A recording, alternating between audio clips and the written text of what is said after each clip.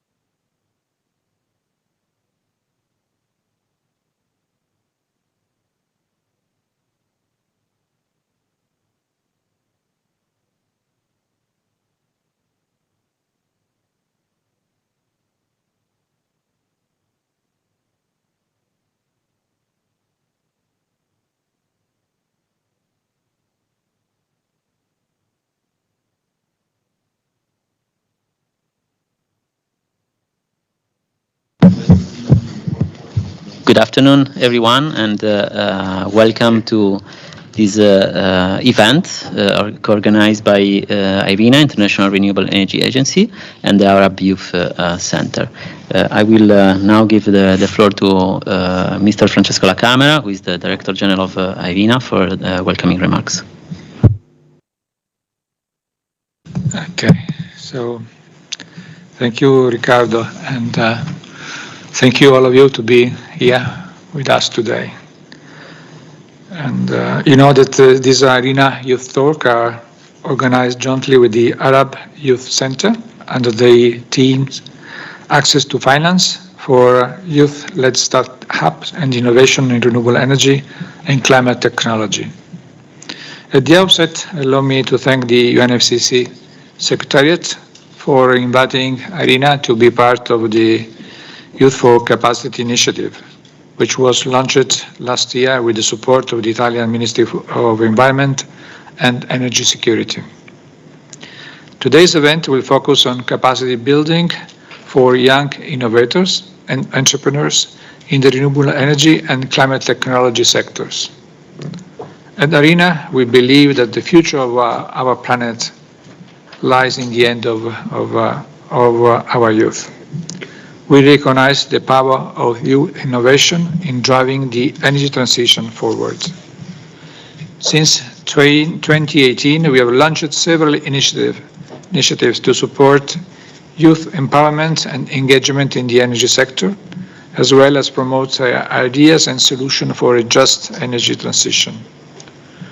We continue to work with the aim of further empowering young people, providing them with the necessary resources, mentorship, and support to drive the transition towards a sustainable energy future.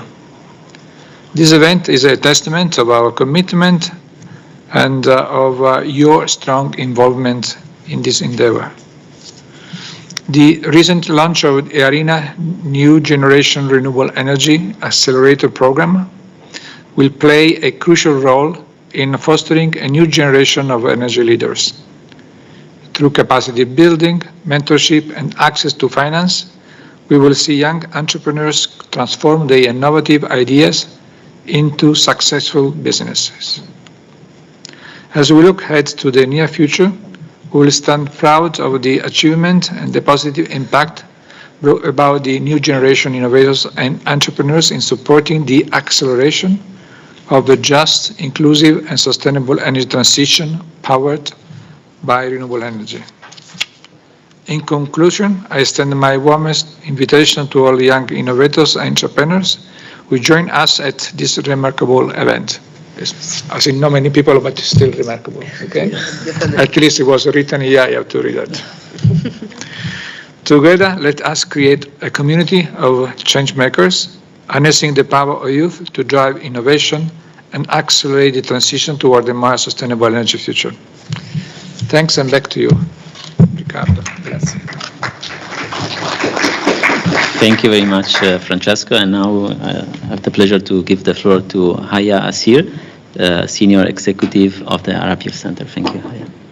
Thank you, Riccardo, and thank you, Director General. And to reiterate, sometimes, all of the time, it's not about the quantity only, but more about the quality. So thank you all for joining us today. And I'm sure that you all had a productive morning and maybe then a productive yesterday at the SPs, and we cannot wait to start with a capacity building session. But let me start with one thing first.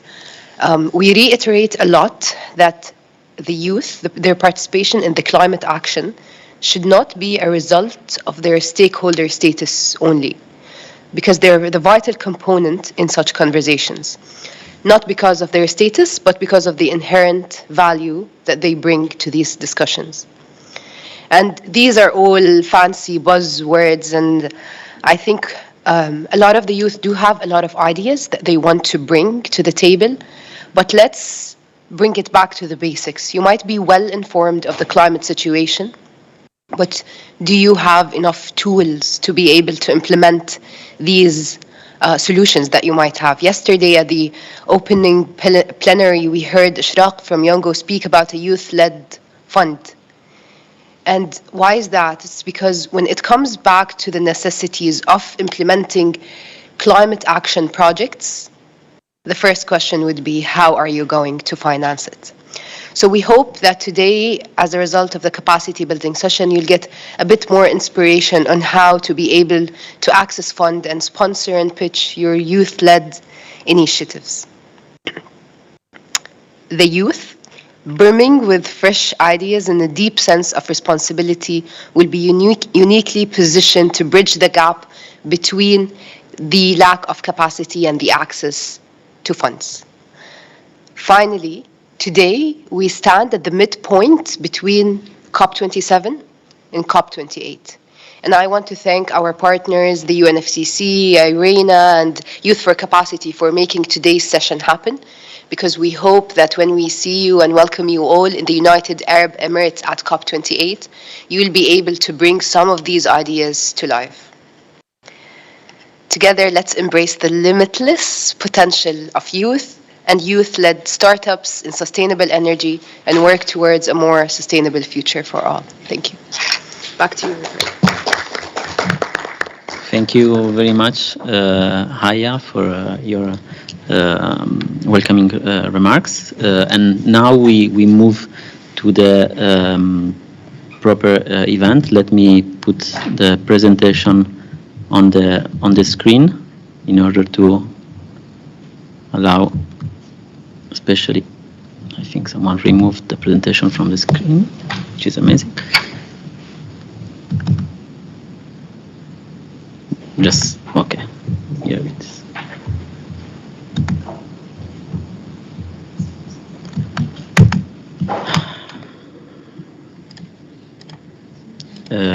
Sorry, the PowerPoint is not working.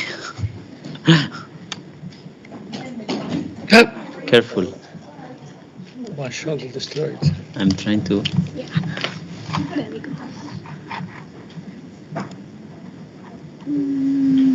Okay. Yeah, there we go. Okay. And can I? Yeah, no, maybe you can. Same slideshow. Let me restart it and stop sharing.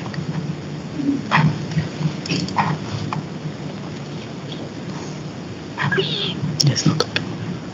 Okay. While we wait for the presentation to work, do we have any entrepreneurs in the room?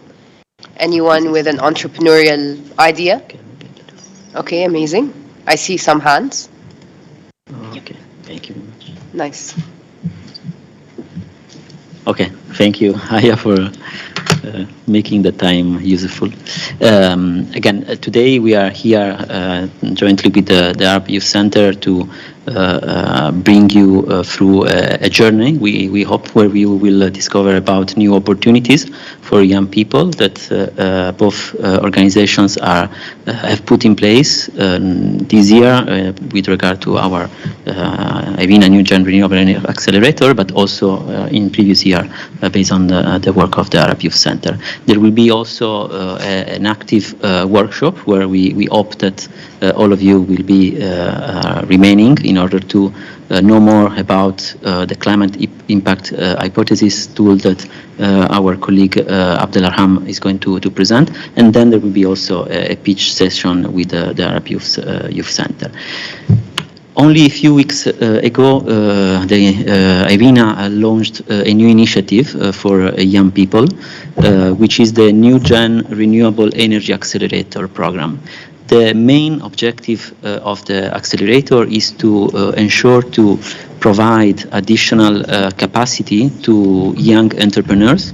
And thank you to If you stay here, we cover this. okay, sorry. Okay, I didn't realize that. Okay.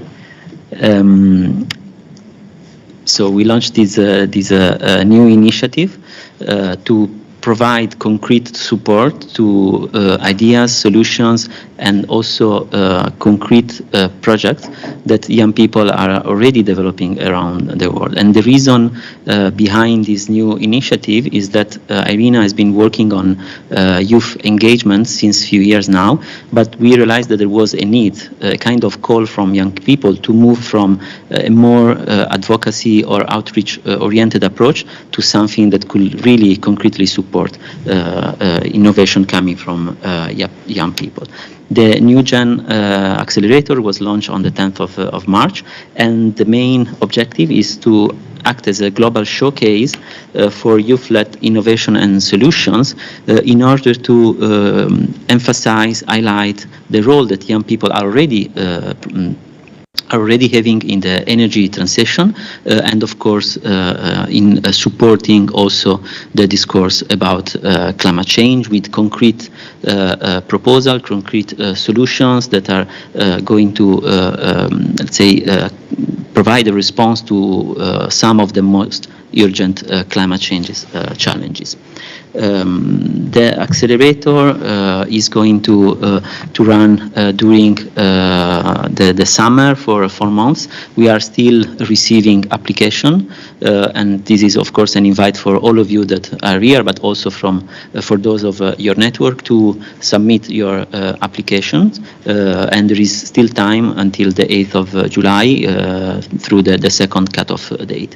We have already received many applications from brilliant innovators and startups, but of course we know that there is much more outside, and we really want to ensure that the best solutions and ideas are a part of our accelerator.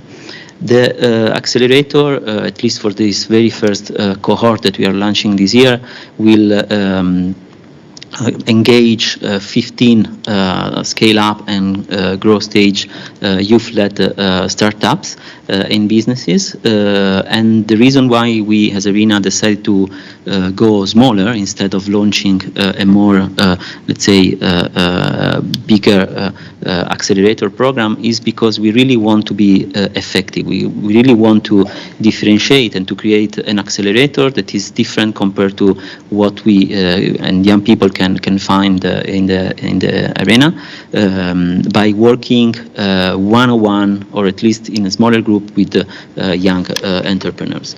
There will be different elements of the accelerator program which are highlighted here. There will be, of course, the main component will be knowledge base, which means that we are going to provide a specific training to the participants. There will be mentoring sessions and knowledge sharing opportunities. Just to give you an example, during the last week of September this year, here in Bonn, there will be the Arena Innovation Week, and the participants of our accelerator will be invited to attend the Innovation Week.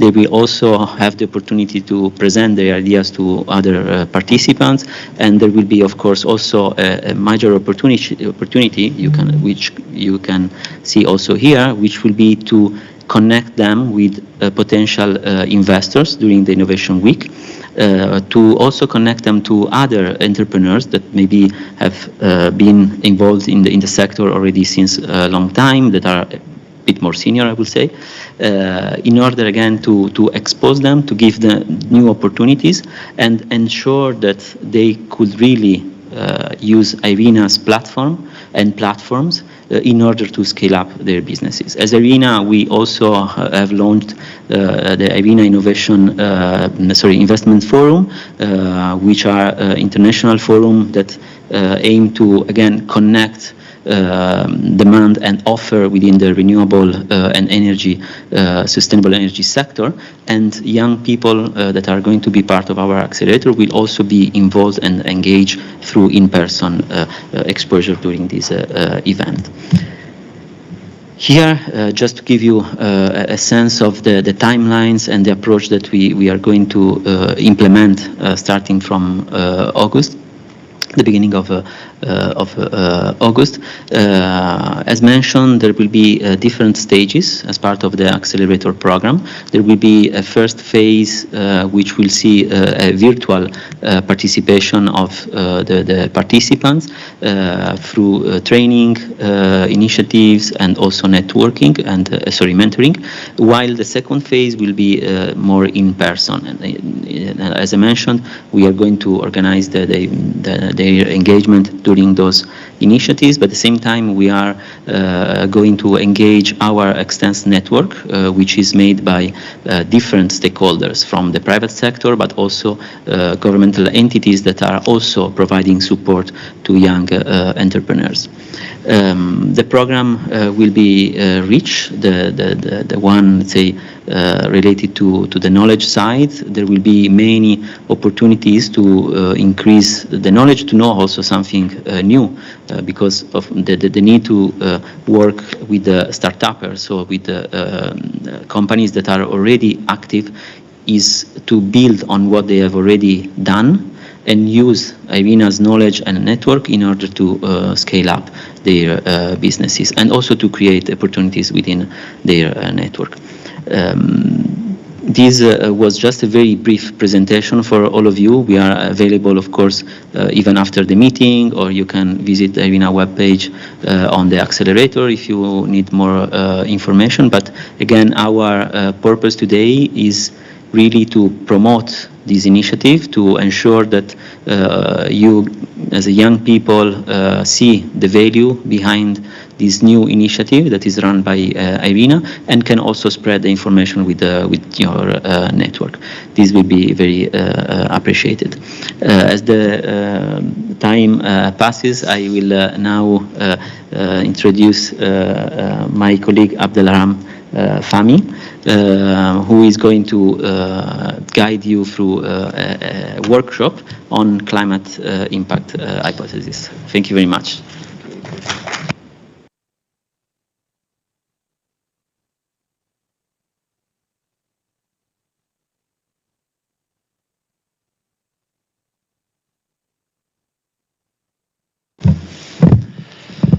Thank you, Ricardo, and good evening, good afternoon, sorry, everyone. My name is Abdelrahman Fahmy, and I'm very happy to be with you here today to talk about the climate impact measurement for startups. I know not all of you are entrepreneurs, but I hope that also this tool that we are going to discuss will enlighten some skills that has to do with the climate impact measurement, which I think is really very important when it comes to discussions with investors or climate funds about the climate impact that the different startups are doing. Very brief background about myself. I'm a mechanical engineer by education. I'm a sustainability consultant by profession. I have more than 10 years of experience in this field. I worked with different incubators and accelerators, regional and international. And I'm very happy actually to be connecting with you today, and thank IRENA and the Arab Youth Center and the UNFCCC for this opportunity. Before we start, I would like to ask you for a very inconvenient question, but I would like each and every one to introduce themselves very quickly. Yani, we are going to do a workshop. We want people to know each other, know who is around. One of the most benefits out of this workshop is to get to know others. This is how entrepreneurs interact. So if you are a founder of a startup, please also mention the name of the startup and your position and what's your expectations out of today. So just in 1 minute, introduce yourself, your professional background and your expectations. And I need volunteers who want to start. Just unlock the mic and go on. Please. Yes. Hello. Hi, everyone. My name is Mark Haver. I'm originally from the United States. I'm an advocate for action on oceans, climate, and sustainable fashion. I'm working with a think tank ahead of COPs called the Negotiation Hub, and our aim is to democratize access to climate information for observers and negotiators. I'm leading our engagement department, and I'm responsible for understanding best practices for meaningful youth engagement in climate negotiations as to be facilitated by the UNFCCC, the COP presidency, or by national delegations. And we're looking for funding for our think tank and its work. So I hope my expectation out of today is understanding potential avenues to support not just entrepreneurial initiatives for climate action, but also nonprofit, think tank, and other types of grassroots initiatives for ambitious climate action. Thank you. Thank you. Who's next? Please unlock the mic. Sorry everyone, how's it doing? My name is Maina Brian. I am an architect or interior architect by profession who found his way in the climate space a few years back. Worked with the AU, the UN, but then now working with the Kenya Youth Presidential Climate Commission, as well as the lead for the organizing of the African Youth Climate Assembly coming up in September on the 1st to 3rd. In line with the Africa Climate Summit as well as the Africa Climate Week. Apart from that, I'm the founder of an eco-friendly company where we manufacture biodegradable compostable tableware. And our main aim is to eradicate plastic waste as well as capacitate young people through the Wangari Mother Youth Hub where I lead. Thank you. Thank you. Next. From the table over there, please.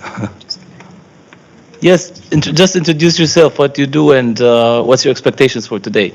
Not necessarily if anything concrete. Can I speak?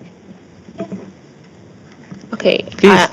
I'm Obindike Mashku Loretta from Nigeria, and the founder of Green Environment and Climate Change Initiative, where we work on mostly climate change education and ecosystem restoration. But in our ecosystem, in our climate change education, we have partners in renewable energy that teaches our students the solar installation and all of those processes. And we would want to work with you. Thank you. Yes. And also, I don't know if the clean cook energy, is it among what you do? I don't know, maybe. The clean cooking? Yeah, clean Okay. cook energy, if it's among one of the outcomes of your renewable energy for funding. So Yeah, if for that the is one of it, then accelerator, maybe we can work together Yeah. because we deal on that too. Thank you. Any in the accelerator of IRENA, actually any innovation that has to do with energy consumption or energy efficiency or Okay. also clean tech at large is welcome to apply. So please don't hesitate to apply, and hopefully you will join also the accelerator. Okay, thank you very much. Thank you. Please, yes. Sorry. Sorry, it's like No, it's fine. enjoying some falafel. Yeah. Yeah, so my name is Pooja Tolvawala, also based in the US, but born in India. I run an org called Youth Climate Collaborative, which has different initiatives like to get young people and people of color on boards of climate finance orgs to help influence where money goes. That's just one of some of the things. And then I also run a startup called Jolly. And this one, we've had a job, like a search engine for jobs opportunities, and it's a mapping tool. And we've had that for 2.5 years, but now we're trying to expand it to use AI to do partner matching based on like who works on what and where. So I'd be interested in seeing if there's potential for collaborating to map the projects that you all work on or something like that. Thank you. Absolutely. Thank you. Who else? People who didn't have lunch and feel a little bit not energetic. Yes, please. Thank you. My name is Terry Taylor. I'm from Liberia. I'm the national focal point for the Action for Climate Empowerment for Liberia. And back home, started an initiative we looking at waste. How can we be able to venture into the waste sector? And basically that's what we are looking at, and my expectation is to see how we can be able to get what avenues are available for us to explore in terms of pushing our startup from just something on paper to an actual reality. Thank you. Amazing. Thank you. Yes, please. Hello, I'm Charlene Vanessa Tollery from Liberia as well. I'm a climate facilitator at the Environmental Protection Agency. I work with the Multilateral Environmental Agreement Department. I also have an NGO called Women Entrepreneur and Environmental Link, because of my background in agriculture and disaster. And I'm just here to get some knowledge and broaden my horizon. Amazing. So, yes, please. Hello. Hello, this is Mustafa Azlab, Associate Minister of Youth and Sports in Egypt and the head of COP27 Youth Task Force. I'm here today because it's part of my job to enhance the ecosystem for innovation and entrepreneurship in Egypt, especially that we are working to support young people to start the initiatives and green projects to make our ecosystem and the green economy ecosystem in Egypt in better. So I am very looking forward to hear from you and take the benefit of all of our friends and to listen to their experience. Thank you. Thank you. So, any other volunteers? Yes, please.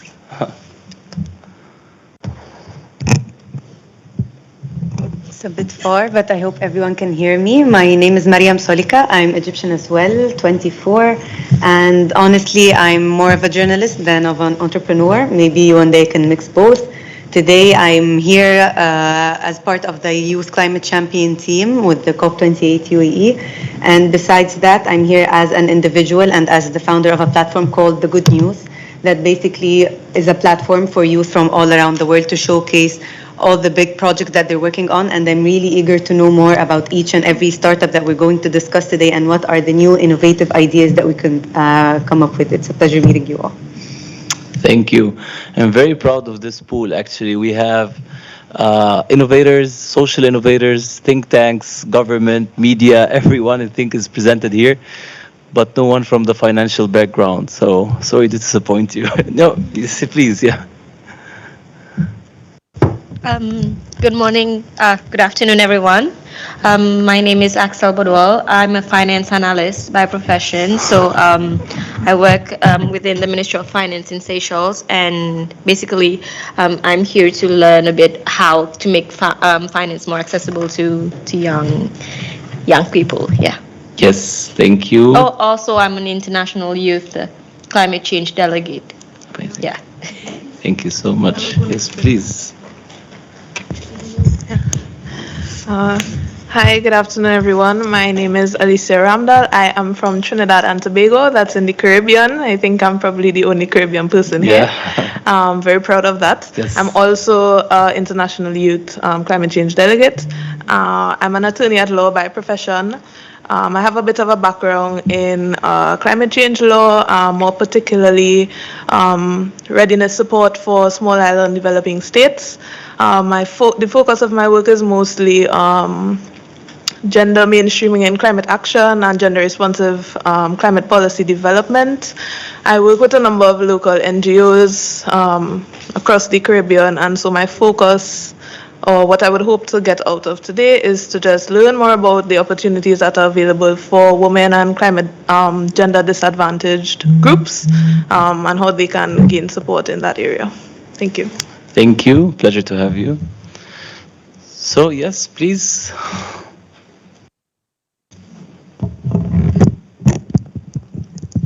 Hey everyone, so my name's Patrick. I'm from the UK. I'm one of the youth delegates to COP28 this year on behalf of UK young people. I have a background in climate change policy, have a master's degree, and I work in offshore wind policy, which is really interesting. I have an idea for a startup. It's just that, an idea though. But the idea is that it works like a loyalty program. So when you spend at various shops, you collect points, and you can redeem those points for things like planting a tree or buying a solar panel, that sort of thing. So I'd like to know if that's in scope of the finance streams you're offering today. Thank you. Thank you. Yes, please.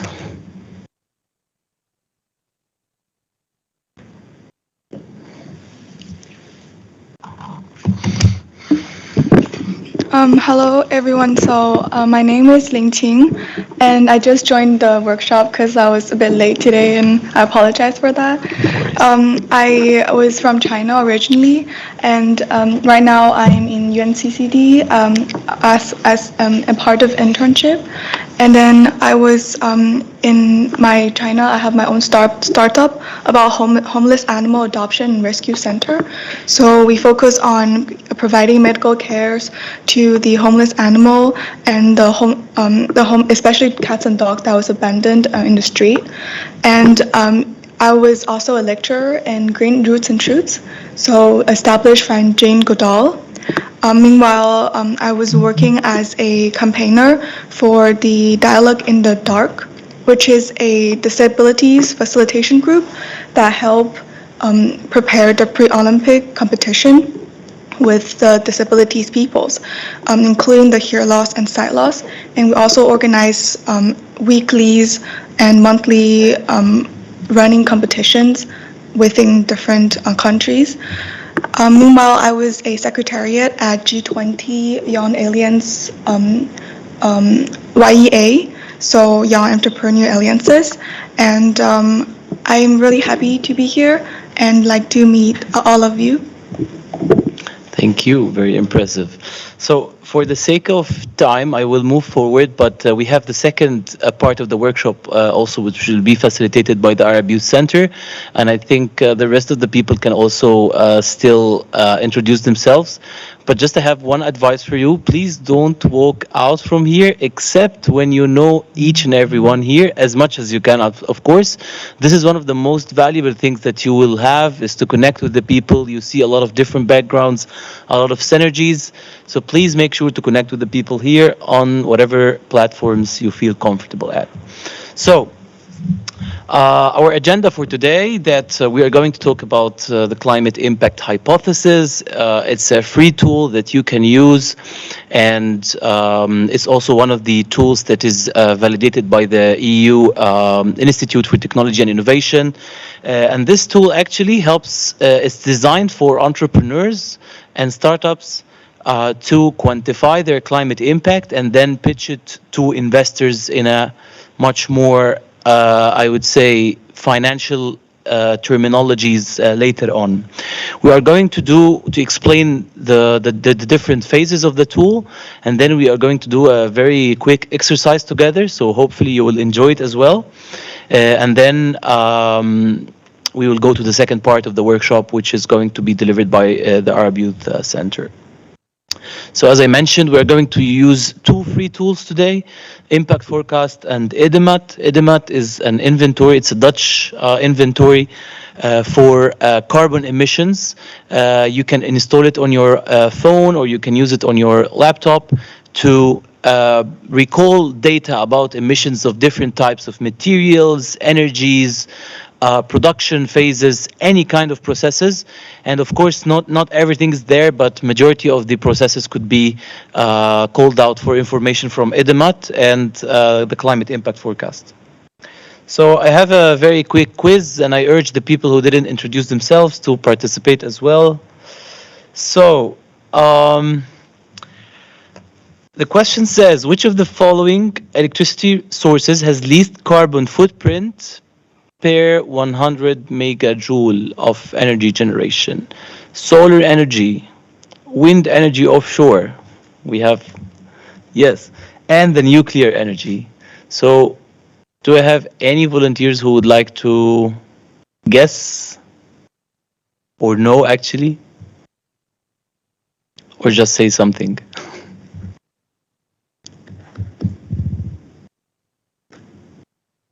Yes, please. I'm doing the controversial thing probably, and I'm gonna say nuclear energy. Okay, not too far from being true. Yes. Okay. Yeah. So actually, the least one for carbon emissions for 100 megajoule, according to Edemat, is the offshore wind energy. And actually, if you see the number of the nuclear energy, it's not too far away. we're not promoting for a specific energy on the other, but we are talking about carbon emissions, and we have to analyze that carbon emissions are different when it comes to different sources. Okay, so let's go to the next question, which says, and this is very, what is the least carbon emission bag in terms of production? Is it the LDPE normal plastic bag? Is it the cotton-based bag or the brown paper bag? And I will give you a hint. We are talking about the same capacity. So just one bag plastic, one bag paper, and one bag cotton. And please remember this example because we are going to go through it in the workshop by detail. Because also we have a lot of arguments in that one.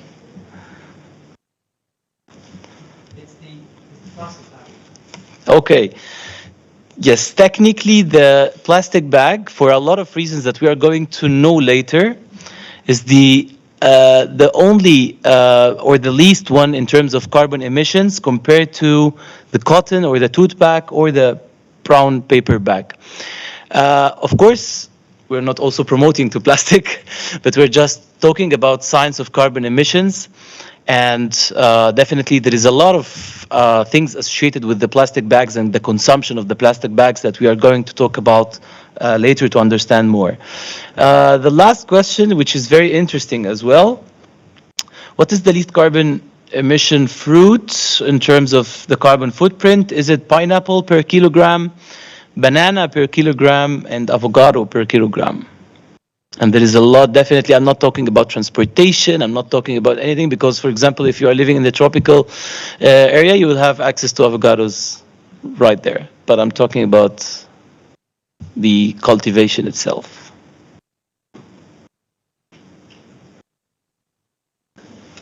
Yes? Okay. My answer is avocado. Avocado, okay. Yeah. Any other answers? Please. So I think I'm between pineapple and banana, but I think it's banana, probably. Banana, okay. Let's see. So it's pineapple, okay. Avocado is the maximum one with 0.24 kilogram equivalent per kilogram. Of course, one fruit of pineapple can be more than 1 kilogram, but this is something else. And banana is 0.09, and the ananas or the pineapple is 0.05 kilogram of carbon equivalent. What we are actually getting out of this quiz that climate impact is not intuitive. We cannot guess climate impact. I think in different perspectives we have learned about this is an eco-friendly product, this is an eco-friendly service, but in the heart, it's not actually doing us a big favor in terms of carbon emissions. So we have to stick to the science behind and start analyzing the actual data of carbon emissions. If we are talking, carbon is definitely not the only parameter that we have to look at. We have to look at the ecotoxicity, we have to look at the environmental degradation, resources optimization, but carbon emissions is one of the very critical aspects that we also should be taking care of when we talk about a climate innovation or a climate product. So the climate impact hypothesis is a smaller version of a process that is called the life cycle assessment. And the life cycle assessment is a systematic analysis of a certain product since it's the extraction of raw materials. So for example, it's sand in the mobile phones before even it's turned into semiconductors or something until the end of use. So it's the analysis of the life cycle, how this product is being manufactured, how this product is being transported and used, and then how is the end of life of this product. Usually businesses and large corporations, they usually spend years in studying the life cycle assessments And it's very insightful actually, and it's very beneficial. But as you know, entrepreneurs and innovators might not have time to spend or resources to spend the life cycle assessment. That's how, or that's why, the climate impact hypothesis and the forecast afterwards is a beneficial tool for startups. As we said, so carbon is just one of the indicators. The word most sustainable depends on how you choose to define it. Okay, it's not something I would say that you just say easily. The functional unit that we are discussing today is called the kilogram CO2 equivalent. So every single parameter that we are going to work on is going to be translated into a kilogram of CO2 equivalent, and that's actually the standard unit that every organization talking about climate reductions are using. The history of the life cycle assessment dated back to the 60s, and it was first used on energy to analyze the life cycle of the energy in terms of harnessing the energy and then the usage and so on. And also it was integrated a little bit to the industry afterwards, and now it's being used in every different aspect of the industries and the world itself. So the purpose of the life cycle assessment, as we mentioned, so they analyze the quality of inputs and outputs of the materials during the life cycle of a product, quantifying the inputs and outputs, assessing the various environmental implications, using the info collected to improve the various processes involved. And this is very important. As a startup, as an entrepreneur, you have to reach the best process in your manufacturing or your product delivery or your service development. And this iterative process, actually, the life cycle assessment supports, and also the tool that we are going to talk about supports the iterative process of enhancing the value chain and the production of any of your products or services. And also definitely making public policies. So for example, for institutions who want to ban certain material or phase out certain material, life cycle assessment is a very good tool to be used and analyzed for this.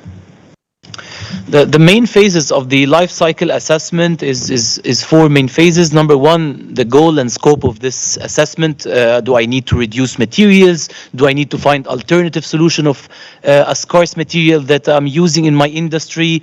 Is the energy prices getting high? I need to use a lot of more energy optimization processes. What's my goal and what's my scope definition? Then I have to look at the inventory analysis. And in the inventory analysis, we will see how it works. So I will gather all of the information that I have, all of the processes that is linked with my product or service as an innovator.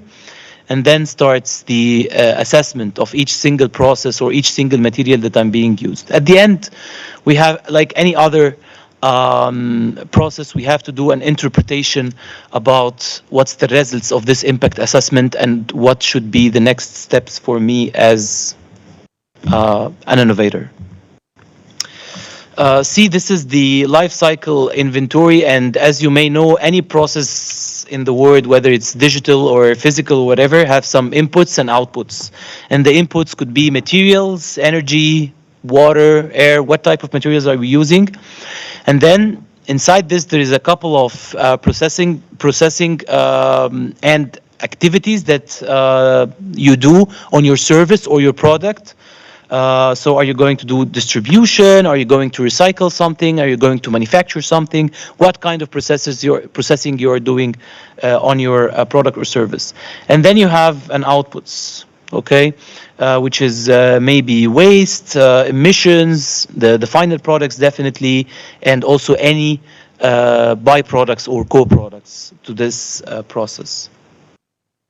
We're just giving a very brief background about life cycle assessment because it's important to understand the science behind the tool for your future perusal. So the impact assessment, as we discussed, is the evaluation of how significant the potential environmental implication is. So we have to understand the product, the service impact on the environment and the society, and to identify also the areas of improvement. Okay, and we have already talked about the interpretation.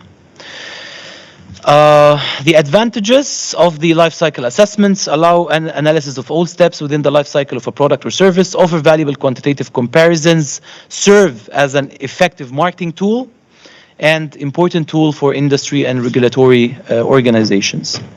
So let's talk about this very interesting and confusing example that we have talked about in the beginning. So for lower impact, we have seen that a single bag, the impact of a single bag, plastic bag, is much lower than the paper bag. But can we know why? So both are recyclable. Plastic is light, paper is bio. Trees are cut for papers, and recycling at large costs energy. This is some facts to list. If we are comparing kilogram by kilogram,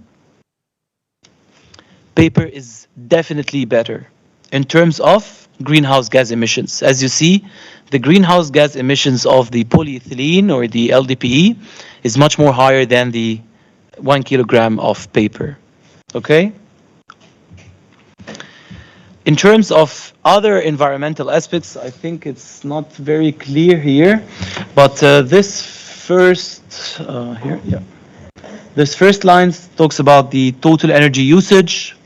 The second line talks about fossil fuel.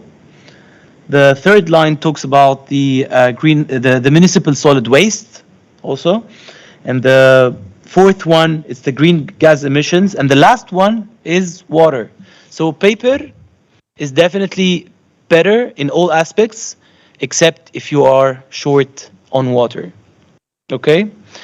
So this is a comparison that happens kilogram by kilogram, and you see the different results that we got here. And this also will affect you when you are studying your life cycle assessment.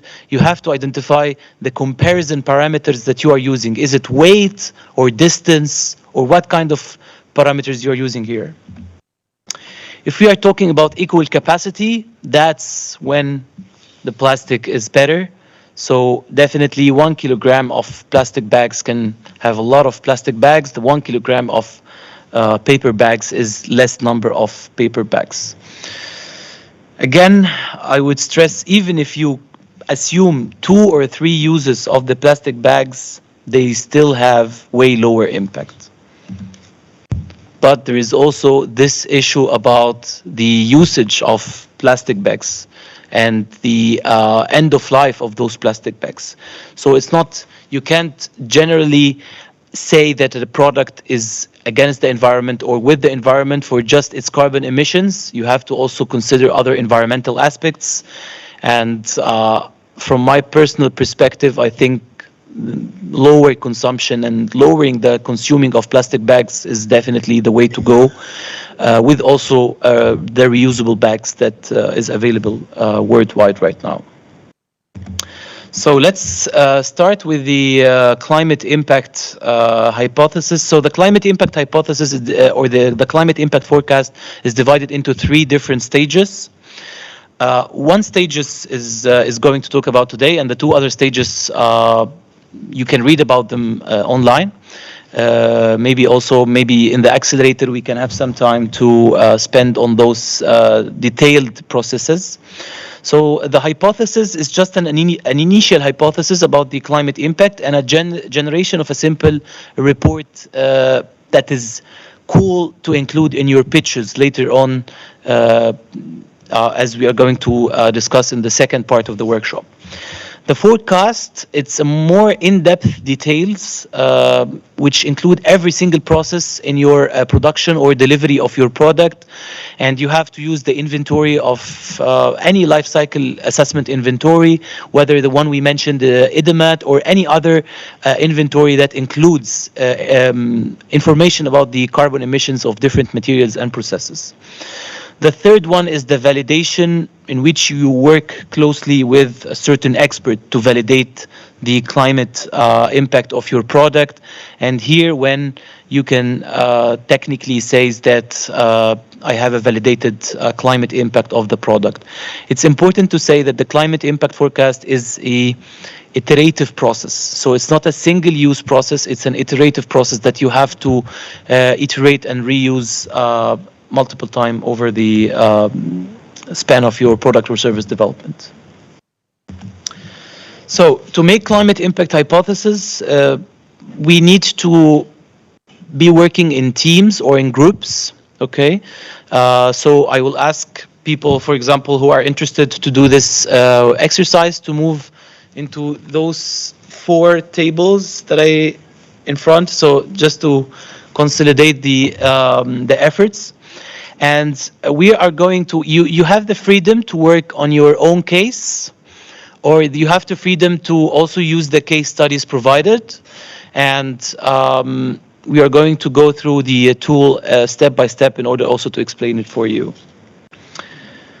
It's very provisional, so don't stress. It's very also fine that you get some strange numbers. Okay. So the tool will ask us about 4 different categories of questions. Number 1, we'll ask you about the innovative solution. Okay. Then we'll ask you about the reduced emission. We'll ask you about the innovation emission. So normally any innovation, it might also have emissions, and that's reality actually. Any innovation, it might have emissions. So you can include the reduced emission, you can also, include the innovation emissions, and the net between them will be communicated through the report, which is the net emissions reduction. This is the type of questions. You will go through them in the tool itself. What's the name of the product? What's the function? What's your innovation solution? What's the usual way to provide the function? The usual way here, we are talking about the ordinary way. Does your innovation fit in one of these categories? You will find a drop list. And then here, number 6, which is very important, by which amount can we compare your innovation to business as usual? And this is called the functional unit. So are we talking about, for example, light bulbs, which is the functional unit of the light bulbs could be in the lighting hours of the light bulb itself. For the cars, it could be the distance covered.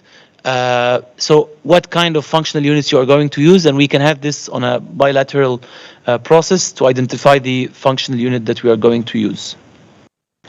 Then some questions on the, as we mentioned, and the reduction that you see.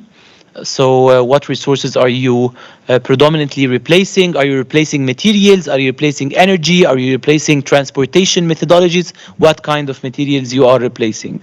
Okay, and then it will generate the climate impact automatically from Edemat. Okay, so you don't have to worry about searching for numbers.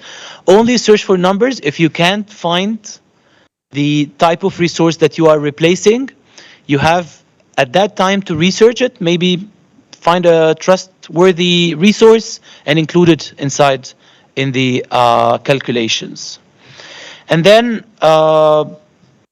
you are going to also mention how many of this quantities of your innovation are being produced and what is the source of the climate impact data. It could be Edemet or any source of climate impact as you want. Same goes for the innovation emissions. This is the new innovation. Include your emissions here. Sorry, the questions are a little bit reflected on a certain examples. Sorry for that. And then they will ask you about how many of these amounts of these products are you delivering in year 1. So this is an hypothesis about your delivery of the products or services in year 1, and then in year 5. So that's an estimation of 5 years as well. If you have these numbers from a hypothesis process and followed by a forecasted process or whatever, then you will be able to talk with investors about the forecasted climate impact that their investments will be contributing to over 1 year and over 5 years as well. And if you are talking to an impact investor or a climate fund or whatever, you now have a validated, scientifically proved process that you can adopt. This is the results. You will get the greenhouse gas emissions reductions. You will get the emissions produced. You will get also the net between them. And you will get the potential reduction in year one according to the number of sales or the number of usages of the services. And it's not necessarily actually something that has to do with business. It could also do with NGOs and non-profits. It depends. It's usually concentrating on the products and services. And then the net greenhouse gases emissions in year 5. Okay. So the link to the tool is impactforecast.org/hypothesis, or you can scan this QR code if you want. So please feel free to scan it before we go into the example. I'm going to use my computer to cheat.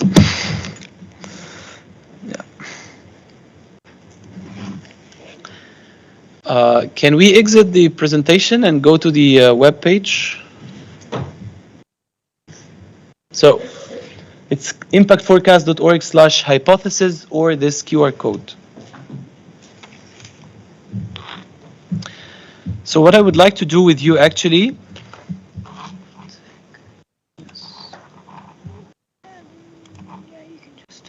perfect, and grab it here. Okay. Essentially share. Yeah. Okay. If I Share screen. Yeah, I'll put it there. Okay. Just put in the.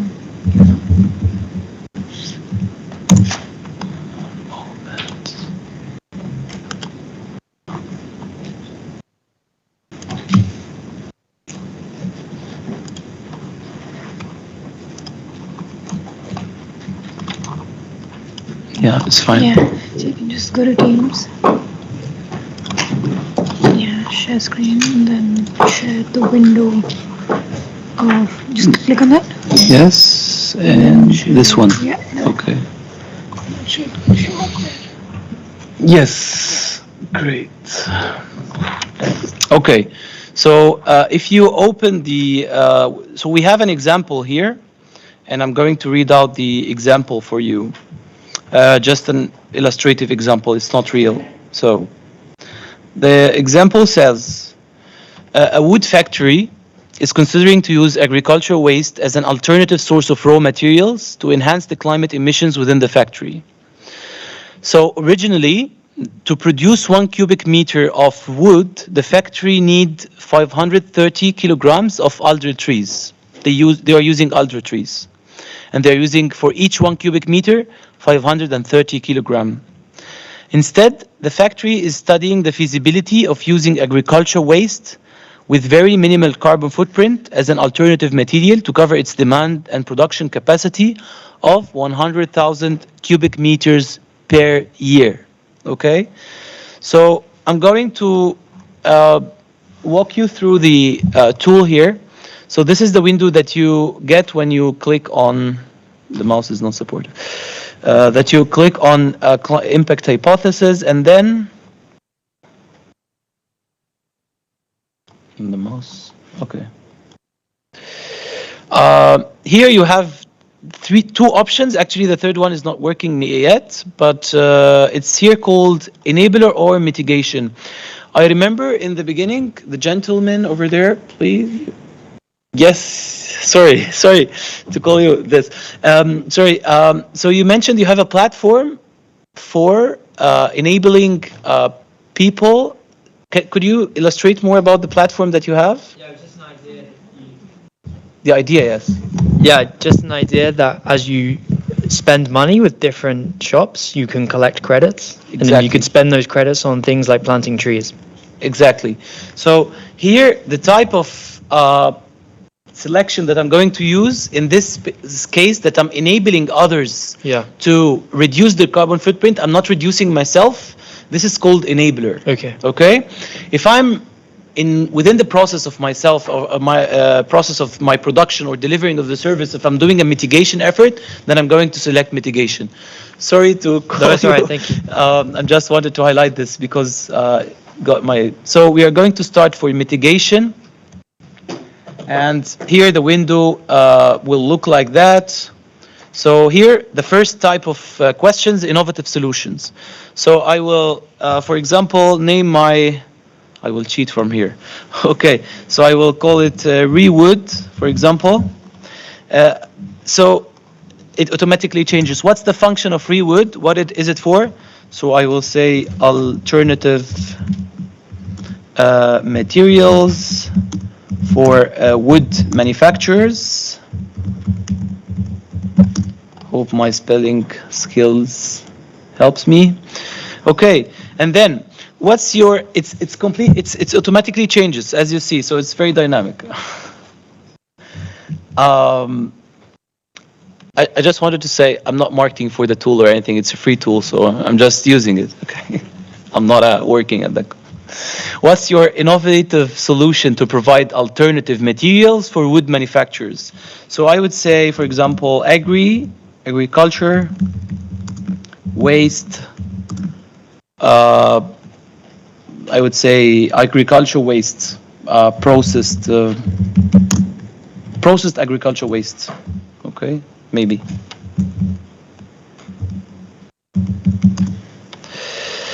Okay, and they are saying, what's the usual way to provide alternative materials for wood manufacturing? The usual way is trees, cutting trees. Okay, here, does your Rewood fit in one of those categories? And there's a lot of categories that you can definitely check. So material replacement, renewable electricity generation, fuel or energy replacement in heat generation, energy efficiency, food production, waste treatment, transport reduction, changing modes of personal transport, sharing, and so on. So I will say material replacements. Okay, so here, by which amount can we compare your innovation to business as usual? The amount that I read it out in the example was the cubic meter. So this is the functional unit that we are using. So instead of using, for example, 530 kilograms to produce 1 cubic meter of this wood, what I'm going to use alternatively. The second parts of the questions is about the reduced emissions. So they are saying, what resources are you predominantly replacing, reducing, or avoiding? So here I would say materials. It's not energy. I'm reducing materials. And then the type of materials, it's replacing wood. Okay. And for example, because I know it's here. And then I'm using alder, which is the type of wood that they are using. So it's automatically generated. What's the climate impact per kilogram in kilogram equivalent of alder tree? This is the number, 0.28. Okay. Definitely not everything is inside this tool, or not everything is inside this inventory. So sometimes you will have to research for the climate emissions itself and insert it yourself. Okay, and then they are saying how many kilograms of alder are reduced per cubic. I'm totally removing them, so I'm writing the 530 at all. In some innovations, I'm not removing the materials completely. I am, for example, reducing the amount of certain material. Then I maybe put a much more lower number than the 100% of the cubic meter share. What's the source of your climate impact data? It's EDEMAT. And here is the first result, which says the greenhouse gas emissions reduced. It's 150 kilogram CO2 equivalent per cubic meter. I just have to go back and write here cubic meter for transparency. Okay.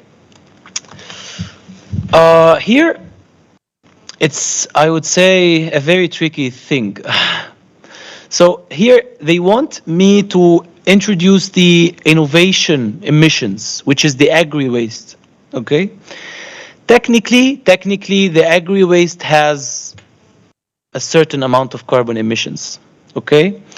But since that it's not going to be burned or decomposed and releases the carbon percentages, which is up to 40 or 50% of its component, then I will assume that there is no carbon emissions from my process, okay?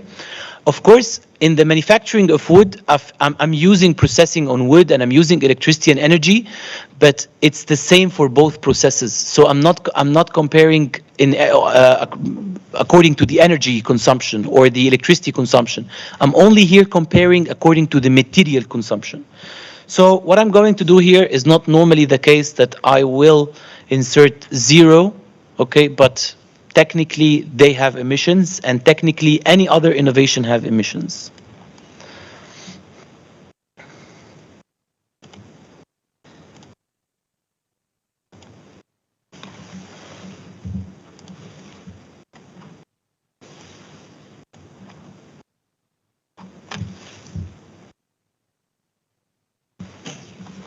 So I'm using also this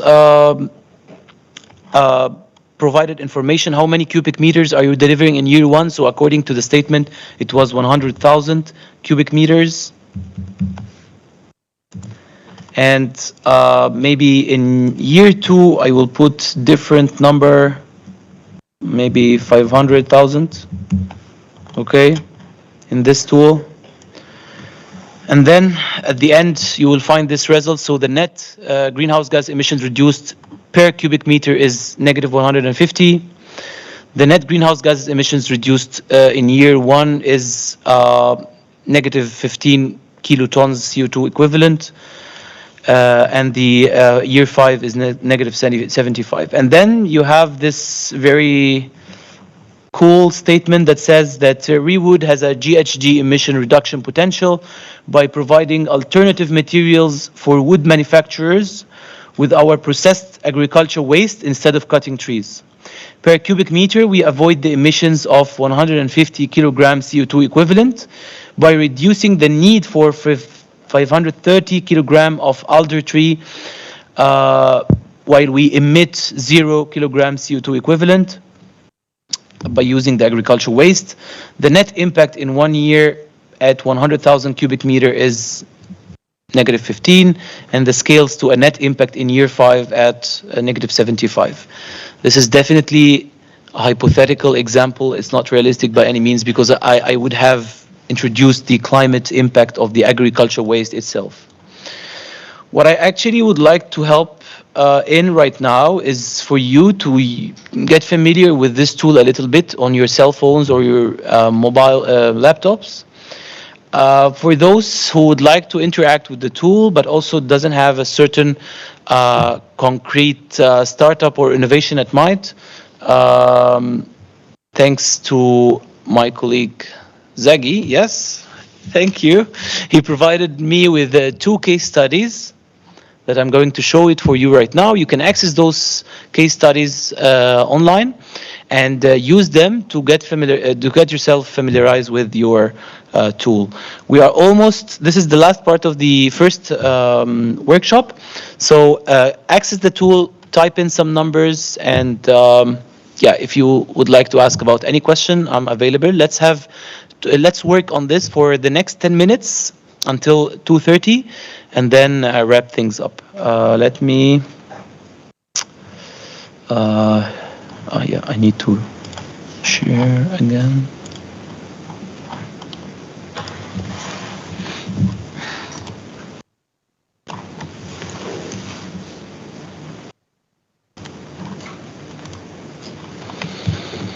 Those are case 1 and case 2 available online. Let me know if you have any problem accessing them.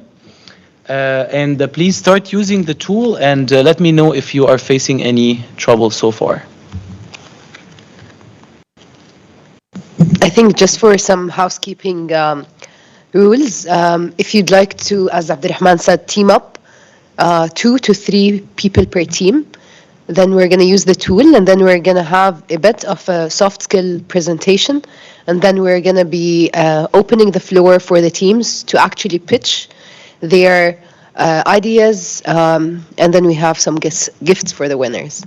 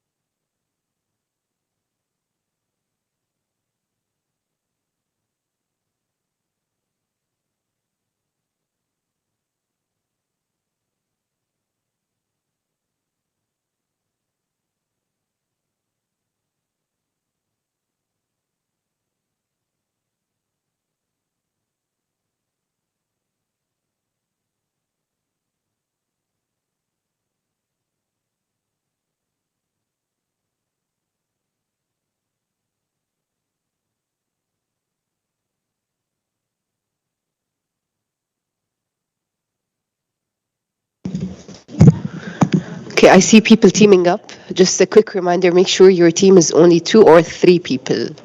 Okay. Or I mean, if you want to be more than 4, more than 3, go ahead, but we only have 3 gifts.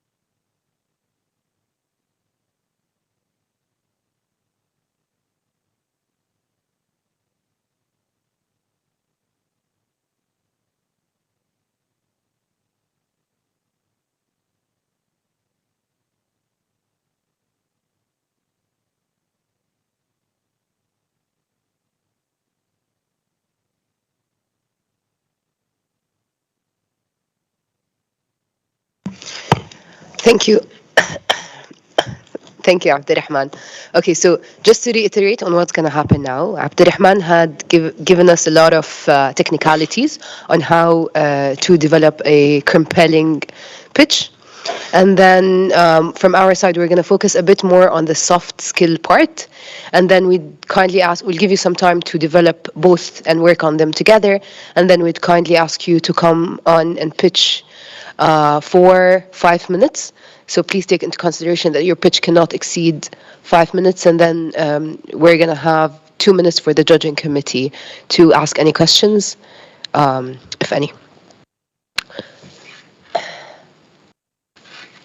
Okay, so while we wait for the presentation to come up, what I'm going to talk about today is basically the other one. What is your body saying? And I can see that by speaking very slowly, I caught some attention. And the first thing I'm going to do today is I'm going to move from behind this table because you don't want to limit yourself by sitting behind a table. So I'm going to go and stand behind a pod.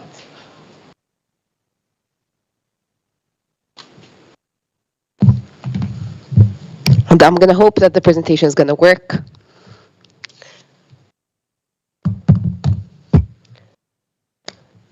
How much of me can you see? I mean, give me a percentage. 15%? 10%? Why would I give you only 10% when I have 100% to use to convince you or communicate a message? So the second thing I would say, do not, if you can, do not stand behind a barrier between you and your audience. Is the presentation working? The presentation is still not working. So while we go through the presentation that's not working, I'm going to give you some examples of good strategies and bad strategies, okay? And we're going to speak about, let's give you a bit of like scientific background and numbers. When you're giving a presentation and you're giving a pitch, 7% only is conveyed through your words. All of this that I'm saying is only 7%. And then 38% is my vocals, and that is if I'm speaking too slow or too fast. Okay, and the rest, can you do some math? Can you do some math? 7 plus 38? 45. So the rest is 55% that is purely my or your non-verbal gestures as body language and so on.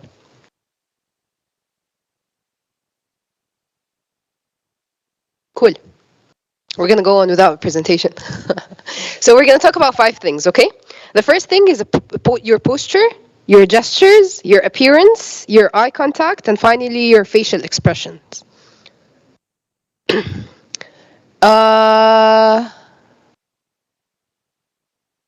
What is a posture?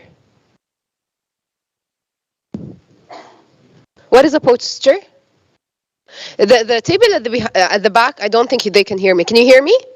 Can you tell me what's a posture? What do we mean by your posture? Cool. Okay, you're close. So imagine if I'm speaking.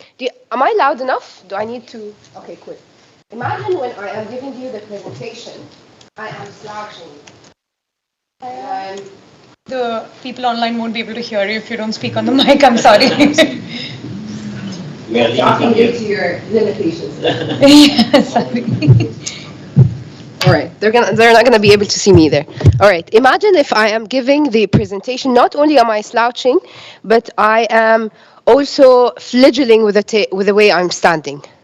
So all of these things, sometimes we use them as a defense mechanism when we are stressed to make sure that we're comforting ourselves. But do you think the slouch posture conveys confidence? I want you to pay attention to the way you're sitting. Look at our friend here, the way he's sitting. He has his hand on his head, and he cannot even hear a word of what I'm saying. Hi, can I know your name? Okay. Yes.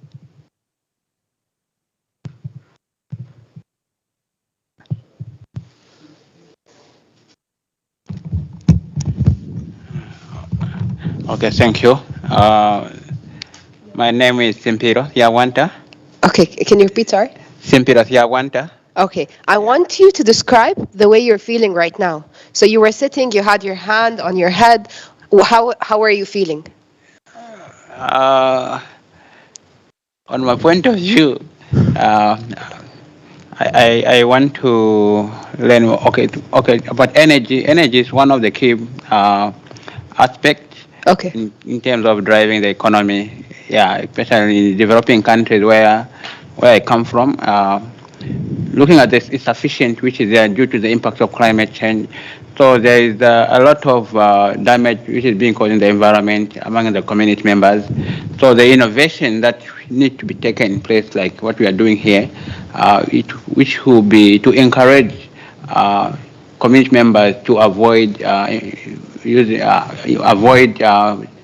depleting the environment, in short way, like cutting down of trees and all those things, by bringing up innovative solutions for them to accelerate and shape their future. Amazing. So you were paying attention to Abdurrahman, but not to me. So that was conveyed by the way, whether the person is engaged or listening to what the speaker is saying, you can tell by the way he's sitting and by his posture.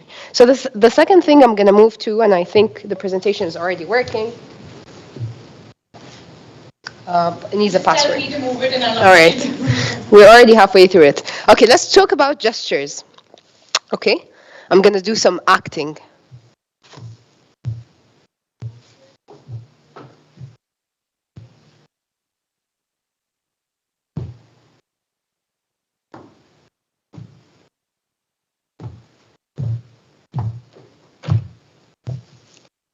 What do you think? What was that? Sorry? I said like thinking. Thinking. What did you feel? Do you think I was confident? No, you were bothered, kind of. Do you think I was genuine? Real? Do you think I was real or fake? Fake. So I was faking confidence. And that is something you were able to tell. All right, something else. Your hands. Your hands. A lot of the times when we speak, we use our hands, but have you ever thought that the way you use your hands can be positive or negative? The person who's not listening to me and working on Abdurrahman's task, what's your name? Yeah? Rashid. Can you show me a way of positive usage of hands? Well, honestly, the first thing came to my mind when you mentioned it is you don't want to raise hands above your head while you're talking to someone. Otherwise, you're just putting yourself in a critical position. Interesting. Cool. What is a positive way to use your hands in? You want to make sure your body language matches what you're talking about. So, at a certain level, and also you're not bringing your hands together. So, Amazing. you don't want to put your hands in your pocket. Amazing. So what Rashid said, if you didn't hear him at the back, he was saying your hands have to match the way what you're saying. So you cannot be talking about something that is critical and deep and you're moving your hands very fast and rapid. Your face, having a pleasant face. Rashid again. Sorry, I just get excited when talking about face. Go ahead. Yeah. Oh, there you go. Just want to be in the camera as well. Yeah, you're not talking about climate change problems and issues, and you're just laughing. So your face matters a lot. And so if you're talking, advocating in matters that has bad background and negative, you also want to match your face with that and not really be just laughing and smiling all the time there, right? So you finished your statement and you looked at me, and what did I do? What did I do with my body language? I nodded. Is this a positive or a negative gesture? It's a positive one. It can be both. It can be both. It's a positive if he finished his statement and I nodded, and it can be a negative gesture if I am not listening to him and I'm constantly nodding, and that would be, again, making sure that you're not faking it. All right? So make sure that when you're nodding to a statement, not you're nodding all the way throughout someone's presentation. Okay, eye contact. Eye contact. Imagine if the entire time I am doing my presentation, sorry, already, I'm going to move off the stage for a moment for this. The entire time I'm doing my presentation, I am just looking at one single person and I'm not looking away at anyone else and I'm only focusing with him. And I'm just talking to this one single person and I'm making constant eye contact. Is that making you feel confident or not?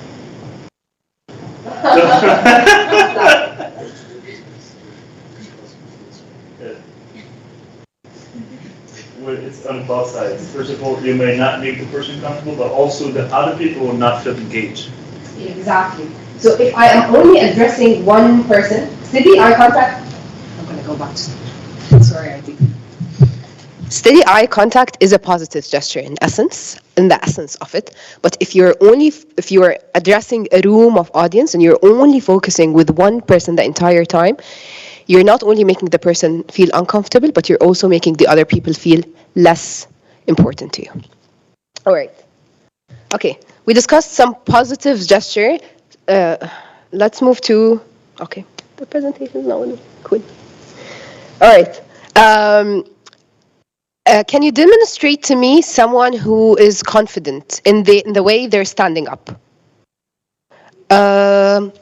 What's your name? Yes. Hi, I'm Tom, and I think I'm trying to represent a confident person in 1 second. I cannot see. Okay. Wait. Nice. Okay. Can you represent someone who's tied up?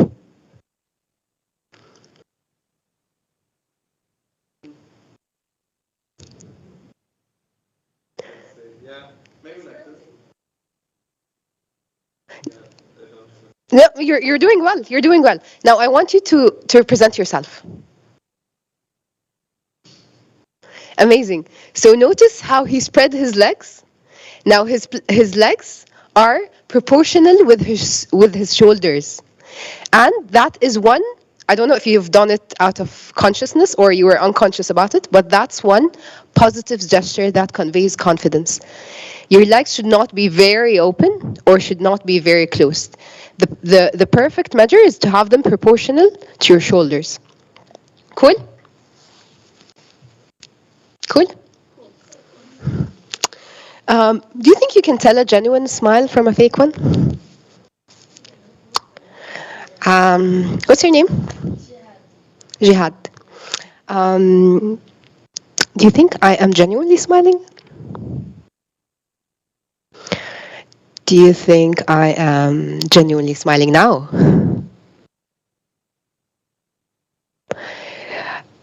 Would you believe it if I constantly smiled in my fake smile throughout the presentation? Whether we realize it or not, when you're fake smiling, people can sense that. Whether they realize it or not, fake smiles are sensed by the audience.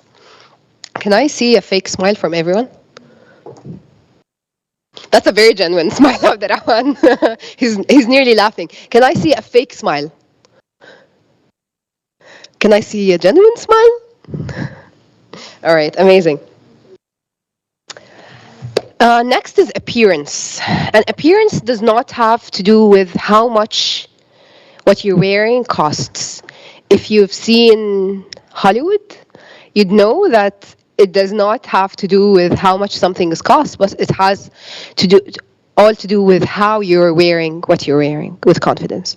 And let me demonstrate something. You see what I'm wearing? A suit.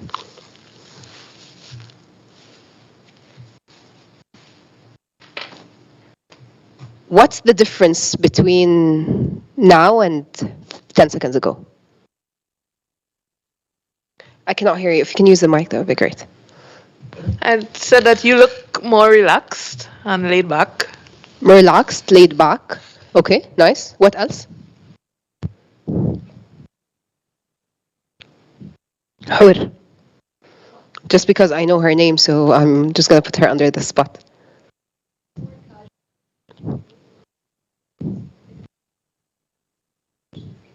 Nice. Okay, so without the blazer, it's had more casual, more informal. But do you know why? Have you ever thought of the why behind this? I'm going to wear my blazer again and let me know if you see the difference.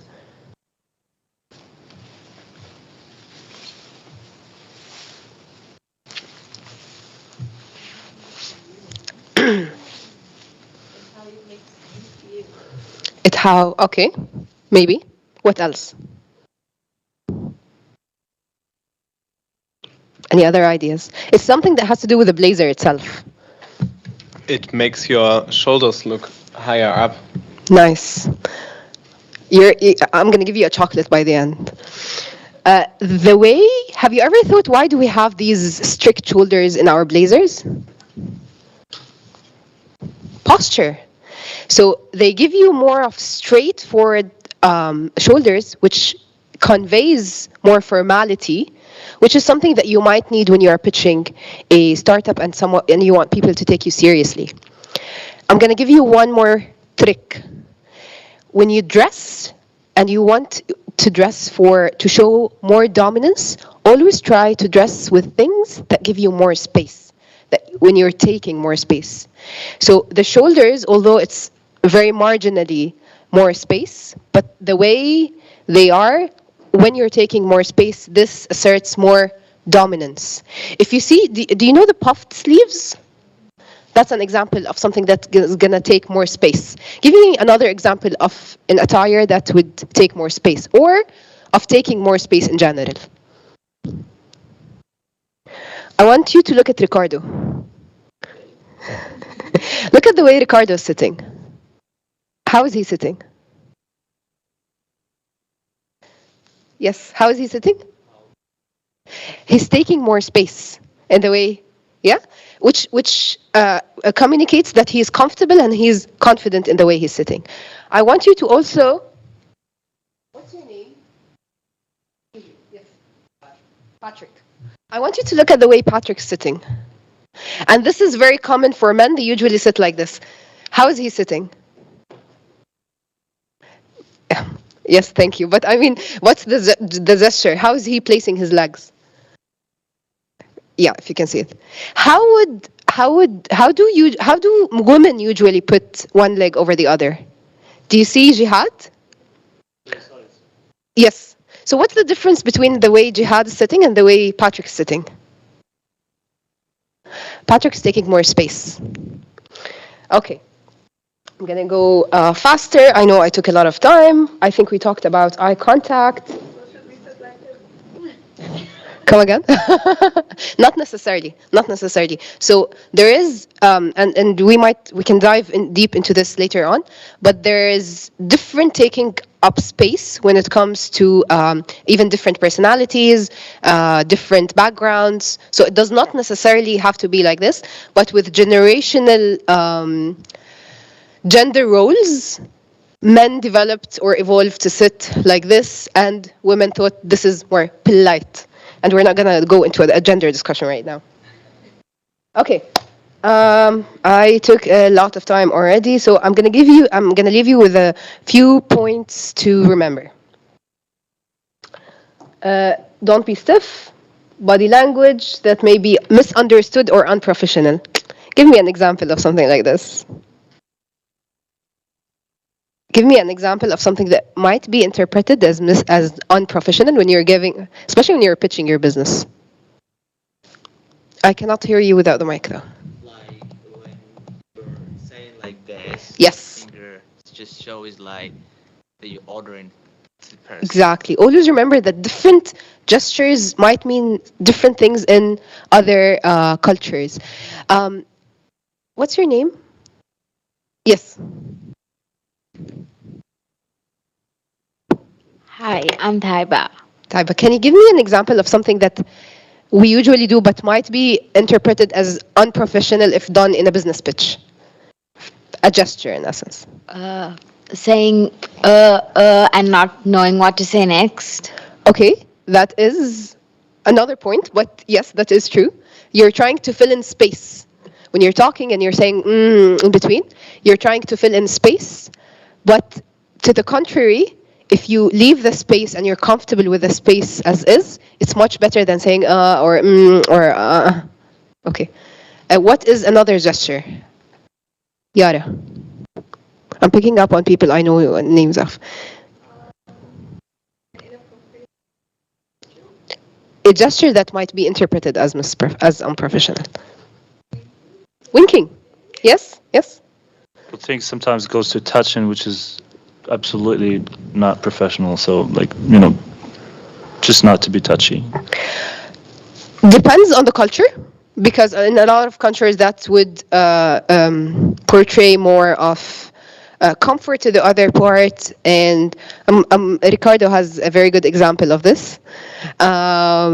Because, for example, and correct me if I'm wrong, in the Italian culture, if you put your hand on someone's shoulder, that conveys that you are respecting them in essence, or you're welcoming them. So, but it's a very good point to make sure that you are aware of the context you are in. Is there anything else? Time. Unlike when we send an email or when we write a business proposal, we have time to review it once and twice and thrice, and we run it by ChatGPT, and we make sure that our English is perfect, and we send it to our colleague, and we ask for our professor to proofread it. But unfortunately, we cannot do that with body language. The thing about body language is that it's prompt. You get one shot at it. The last thing I'm going to leave you with is remember that when people are not sure whether to believe what you're saying or what they're hearing, they're going to go with how you are making them feel. Thank you.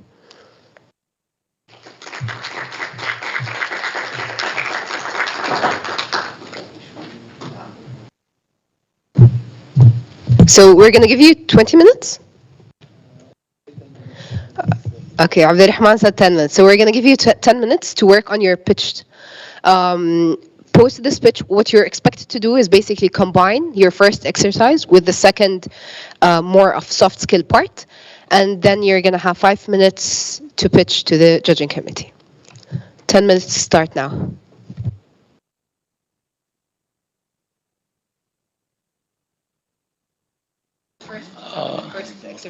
Yeah, so at 3:10, we expect you to pitch about the case study or your innovation, whatever you like. Just mention the idea, the climate impact, use the gestures and body language that Haya spoke about, and we're looking forward to see the workshop outcome. 5 minutes. It's maximum.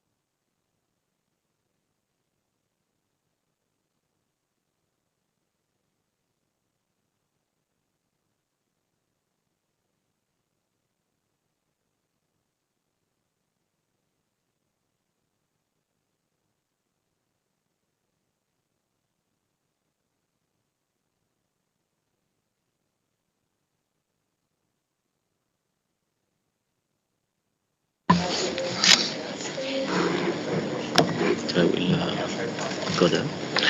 You can stay here. Okay. So I will go there so I can. Okay. Yeah, time is unfortunately up, and we would like to hear your pitches, if you are ready, and also if you are not ready.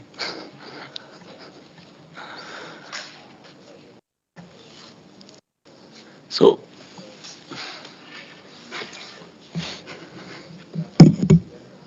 Okay, who's gonna start?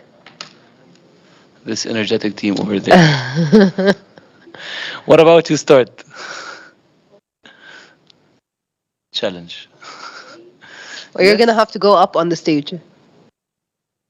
Yeah. On the stage? Yes. Yes. Okay, I just shall we introduce the judging committee? Yes. Okay, so just for everyone to know, we have 5 main pillars in the rubric. 2 will be on the usage of the climate hypothesis tool. I hope I'm pronouncing it right. And then 2 points will be on the presentation skills and the voice of usage of body language. And 1 will be on the overall pitch and how compelling it is. We're going to be grading Haya, me, and Ricardo, and Zagi. All right. You can start. I think you're gonna need to use the mic. You're gonna need to use the mic so everyone can hear you. Maybe the podium is better. Yeah.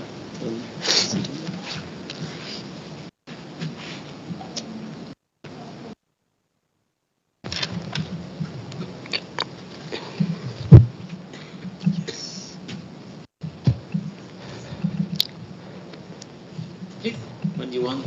Okay. Yeah. Okay. Hello, everyone. Good afternoon. I am Obimdike Mashku Loretta from Nigeria. Then over there are my team people. So our initiative, our product is a briquette. Briquette is an alternative for fuel wood. And we produce briquette from residues, wood residues like wood shavings. It can be produced also from shaft, rice shaft, or any of those residues at all from the kitchen, from the wood industry, and from other processes. Then we use the briquette machine. After processing the wood and the residues, we use the briquette machine to mixing it with a binding material to produce the wood. So that's we reduce the cutting of trees in the forest, or bringing down a tree covers to produce either firewood or maybe either firewood or charcoal, because deforestation leads to climate change, because from the IPCC report, it's been reported that deforestation is one of the higher emitters of carbon dioxide. So by producing the briquette, we reduce the emissions of carbon dioxide, and we also reduce we also reduce a burning of those materials, which produces the carbon. Thank you. Okay, judges, do you have any questions?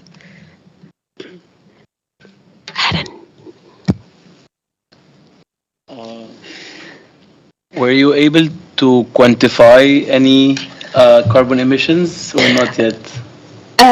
We were able to just a little of the numbers based on maybe the forest and how many, from the hectareage, how many is being cut down to produce the firewood or the charcoal.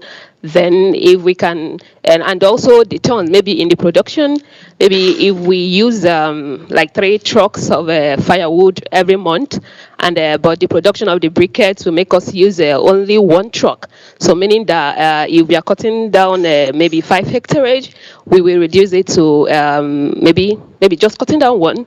And that is okay, because when the wood industry are using their produce, we can use the waste from it, and it's sufficient. Thank you. Can you mention how many stakeholders that have that must you engage? Stakeholders. Okay, the stakeholders that we must engage. Number 1, the forest, like the forest, maybe in the government, the forest department. We must engage them, because they must give us access to the forest to be able to. Then also the main wood industry people, in maybe the furniture industry or people that work there, we will be able to engage them also. And also the most important are the communities, like that, the host of the forest. Yeah, we will also engage them. These are our 3 major partners or stakeholders for the project. Anything else? Yes, I have a very quick question. Is your solution idea replicable in different regions, or is only targeting a specific region? Okay, our idea is right now in the pilot stage. We are targeting 1 area, but it's an idea that works for everyone, because if we make a massive production, then we can be able to sell it out, give it out to other countries, other nations to be able to use it, and there will be a reduction in their cutting down of trees, the deforestation. Thank you very much.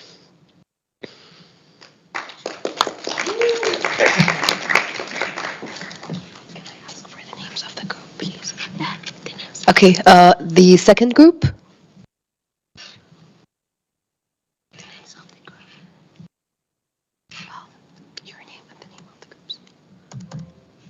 Please go ahead. Don't be shy. You're selling something. Oh, I didn't use my time. Okay.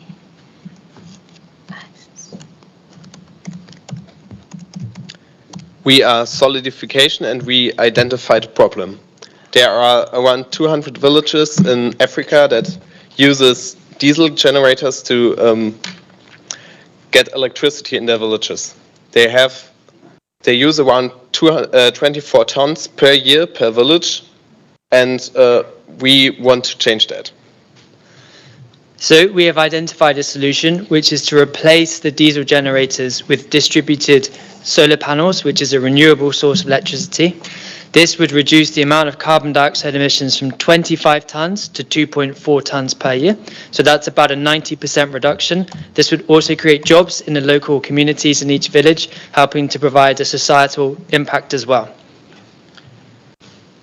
We would need $200,000 to invest in these first 200 villages, and after that we can scale up the solution for other villages. And will you invest?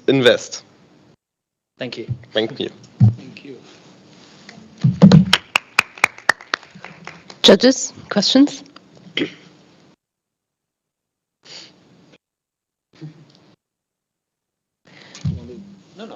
You can, yeah, sure. This was good. Would you mind telling me where in Africa and why? We were just working off the case study, so Yes. we didn't have that information. All right. So it's still $200,000 instead. For the first 200 villages. This is only yes. for the first. All right. All right. Sorry. Yes. Can you clarify a bit more about the social impact of your solution, and also if there is any specific benefit for new generations and how we are also going to engage stakeholders, so not only youth, but also local communities, authorities, and of course, considering that you are pitching and asking for contribution and funding, we would like to know a bit more on how we are going to use this funding, and also if you are envisioning to create a solid business idea out of it. Because the last question is related to the fact that it's clear that it is going to benefit many villages, but at the same time, is it, let's say, a solid business idea, or how do you see it? So let's start first with the social impacts, because we are giving these villages a lot of new energies and like solutions to their existing problems. We can not also give them basic jobs, for example, people that are going to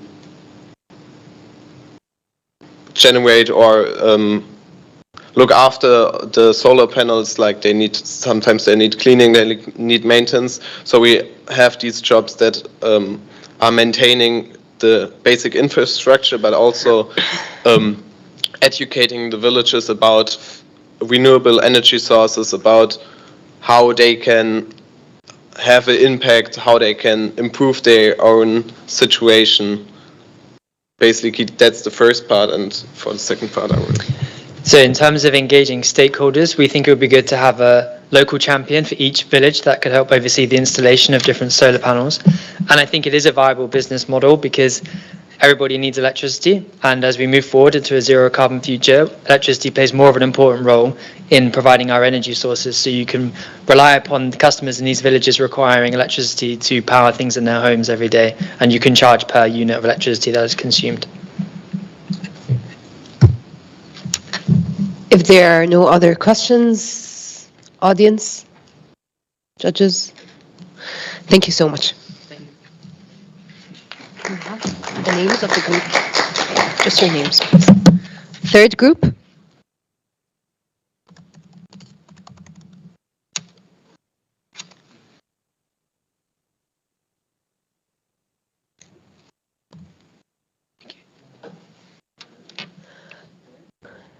Are you guys presenting? Yeah?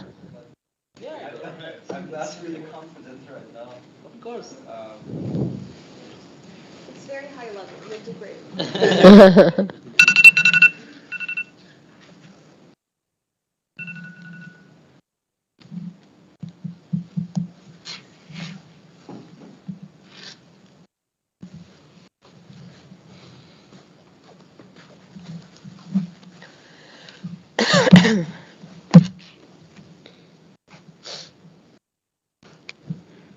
And time.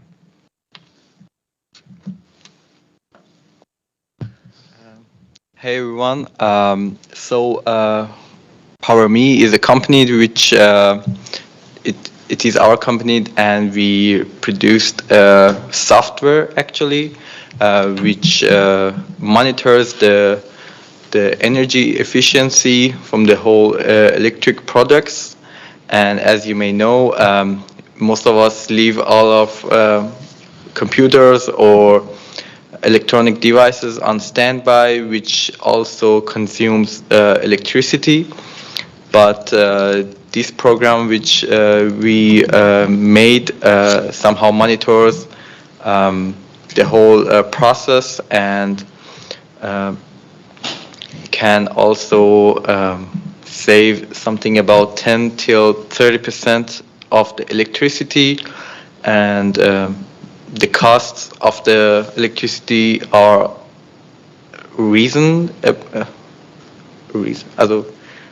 if I'm using the right word, because of the whole carbon dioxide prices right now, especially here in Europe.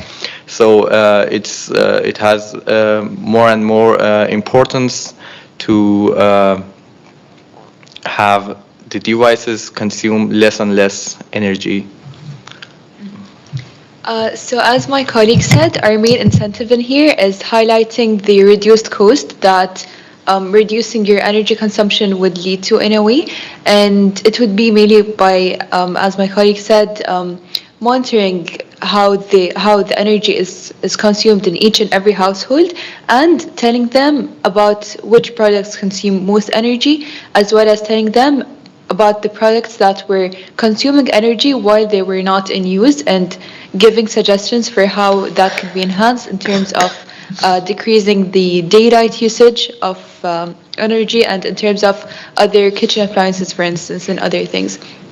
So with this as our main product, we are looking for an investment of 100,000 for creating this database through facilitating AI technologies by creating those links between different companies in a way and reports that were present before, as well as linking it to the reporting that would be done later.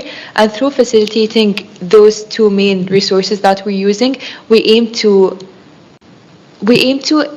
basically bring in this whole picture and create those synergies between the reporting that's available for the citizens.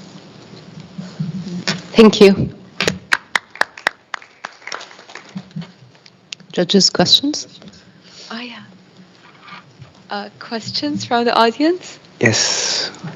So, what kind of approach that you will choose to engage the customers, and what kind of the business models, like subscription model or payment-based result? Thanks.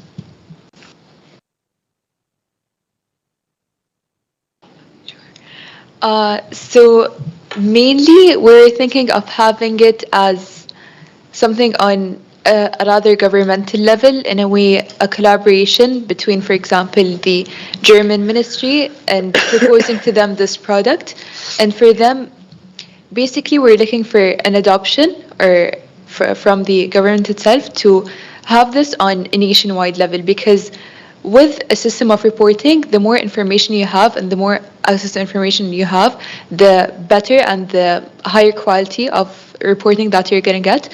So this is why we want to basically go to the approach that's going to give us access and exposure to most users in a way of the product itself. Any other questions? Yes, just the climate impact. Have you managed to quantify any of the climate impacts that your software will be developing? About the household, the 1.1. Okay. So the climate effect, you mean? So as I said, this software reduces the efficiency of not the efficiency. It increases the efficiency and reduces the consumption of the electricity used by the devices. And so if we live in a world where we have efficient devices which use less and less electricity, so we don't need that much of electricity, which has a positive impact on the climate, so we don't have that much of CO2 emissions in the air. Okay, thank you.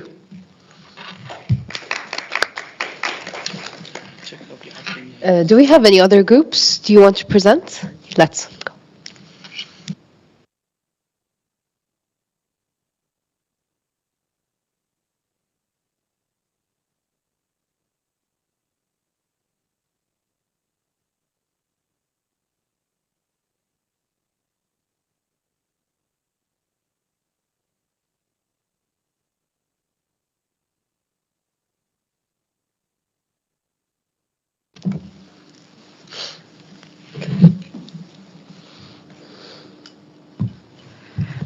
So our groups is focusing on the under electricity issues in Africa, and our group company name is called BioCow.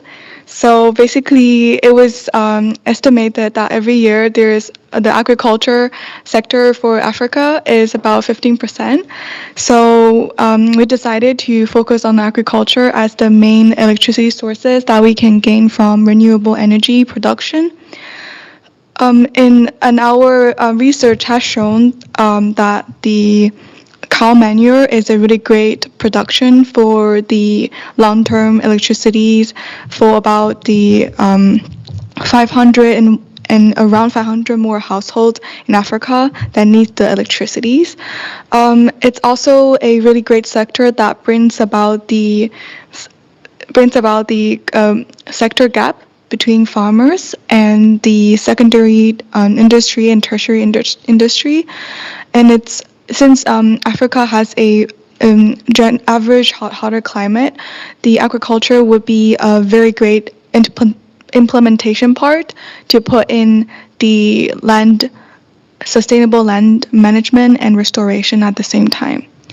And our company in the end are able to provide 500 watts per household per day for electricity, and they're already cheese farm working on the electricity production, which can sustain for the coming years until the future from 2023. Thank you. Oh, thank you. Judges, questions? If I may, thank you for the presentation. Regarding, it is clear which sector you are targeting, but I haven't heard anything about financial aspects and also how sustainable will be this business, and in case how much you're thinking to need in order to make it a reality. It is a really good question, since the BioCow has already established its factory. So it's only a part of the pastures and the cows industry. So basically, it doesn't need high budget to restart the whole thing again, because all we need is collect the manures from the cows that's in existing agriculture inside of Africa already, and then put those manure into the process of heating and steams and generate into electricity. So the budget would be for first year it wouldn't be too much. I would say 20,000. It's a quite applicable amount. Yes, please. Go ahead. Very quick question. This is not working, I guess. Well, as an African, we do have an issue of access to communities, and you're Kobai, right? That's your company. It's going to be a little external, right? So what is your plan in order to access communities in Africa? Would you work with local partners, individuals, farmers, or government? I think it's to bring about all the stakeholders into one generation. So the agriculture was from the farmer as into stakeholder perspective, but it's really important for the policy to put in the incentives first in order to engage not only the farmers but citizens to raise the awareness of the importance of the renewable energy that can help to reduce less emissions, carbon emissions, and increase the land reservations efficiencies.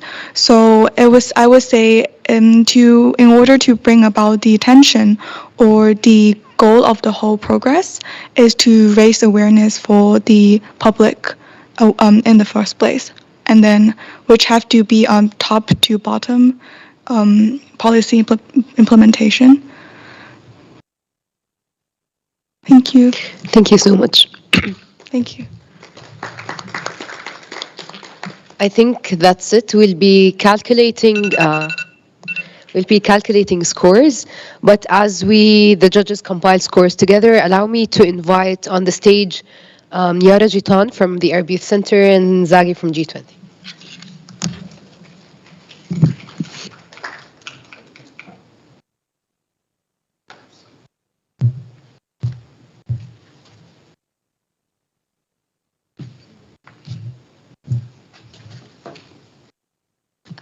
Hi. Um, Firstly, I want to congratulate everyone on the efforts they have given today, and thank you so much for the energy you put. I know this was very intensive and very high level, but we really appreciate all the efforts you guys have put forward. Before we move on to the closing ceremony and announce the winners, we're just going to have a quick panel about youth advocacy.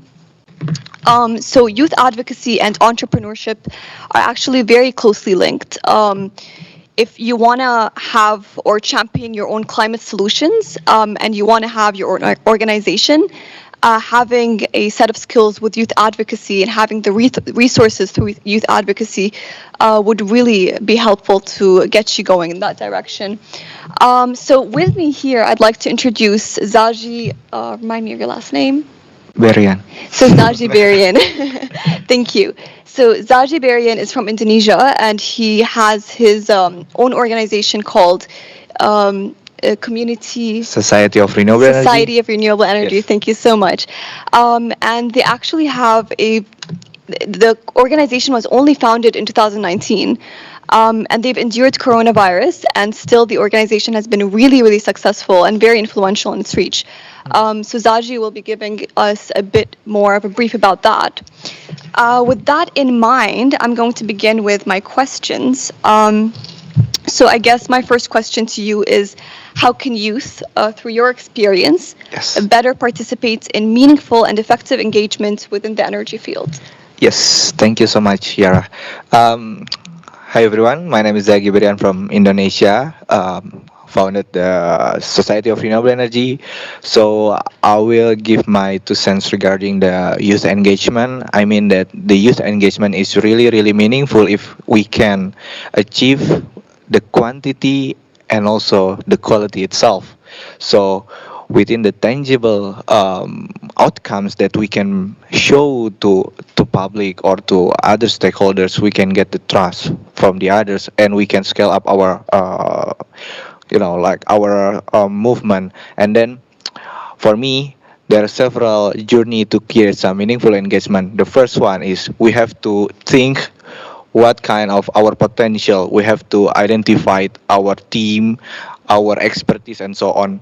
And the second one is we have to think about how can we create some journey, like identify the context, what the context that will be work on. And the second is what regarding the policy itself, regarding the market landscape and so on. And then the third is we have to look how can we report. Without the report, we cannot identify our impact, we cannot identify our result, so it will be useless anymore. And the last is we have to amplify our our projects to our social media publication and so on, in order to amplify our message to be heard globally. And a lot of channel in the social media, like we can use Instagram, TikTok, and Spotify, for instance. You have to look what kind of audience that you will be engaged, and that's how the youth engagement work on. Thank you. Thank you so much, Saji. So I think if I want to sum it up, it's just research, right? So research about Yes. the opportunities, about the proper social platforms that you need to use as per the country, and yeah, places of improvement or development within that country or field. So my next question would be, could you tell us more about the Society of Renewable Energy and Yes. how youth advocacy comes to play within your organization? Yeah, thank you so much. So our organization is youth organization, especially youth between 16 until 28 years old. So we are established since 2019, before the pandemic, and at that time there's only small members, like 10 people in that group. And currently we are expanding to 43 student chapters. We got 4,000 members in a year, so you can imagine how big we are in Indonesia, especially. And actually, our organization, promotes some meaningful engagement, like 4 methodology. The first one, we have to create the awareness itself. without awareness we can gather some youth voices and so on. So other than that we cannot scale up our movement, and then we have to strengthen our knowledge. So basically in my country, a lack of capability, a lack of facility to do some research and development program. So actually we standardize the curriculum, we promote the inclusivity of gender and social inclusion. Then when we achieve the knowledge, we have to showcase our youth. We have to showcase our potential job seeker. We have to do some matchmaking with other companies. We have to pull in the one job platform. So otherwise, we have to like creating some online platform to matchmaking between the employees and the job seeker itself. And the last is we have to think about the synthesis, because without the synthesis we cannot show our youth is very potential. Like a lot of youth that have tangible product that have to showcase, like creating some digital monitoring for itself, like waste management, community based, and so on. And that's the journey of our organization. And in the beginning we only mobilize 1,000 US dollars, and then we are growing 100,000 US dollar, and currently we are mobilizing around 1 million US dollar to be able creating or enhancing youth movement, especially from Indonesia. We do some partnership with other colleagues globally. We engage, we talk to the high level one, we talk to our colleagues in that specific country to be able creating some bilateral partnership. And that's the way that our organization can growing so fast. And in the fact, between the during the pandemic in 2020, we held some online webinars. Within 1 week, we have 45,000 participants in that way. So it is amazing in Indonesia, because during the pandemic, all young generation is very pessimistic about the futures, but we bring regarding the energy transition at that time. No one, the current situation in that time is very unbeheard in terms of the energy transition itself. We promote with our webinars at that time, and basically that we are the journey of our organization itself. Thanks. Thank you so much. Honestly, these are such inspiring numbers, and it's really great to see. I think it's like also a win for all. It's Yes. a win for the employers and for the youth and for you.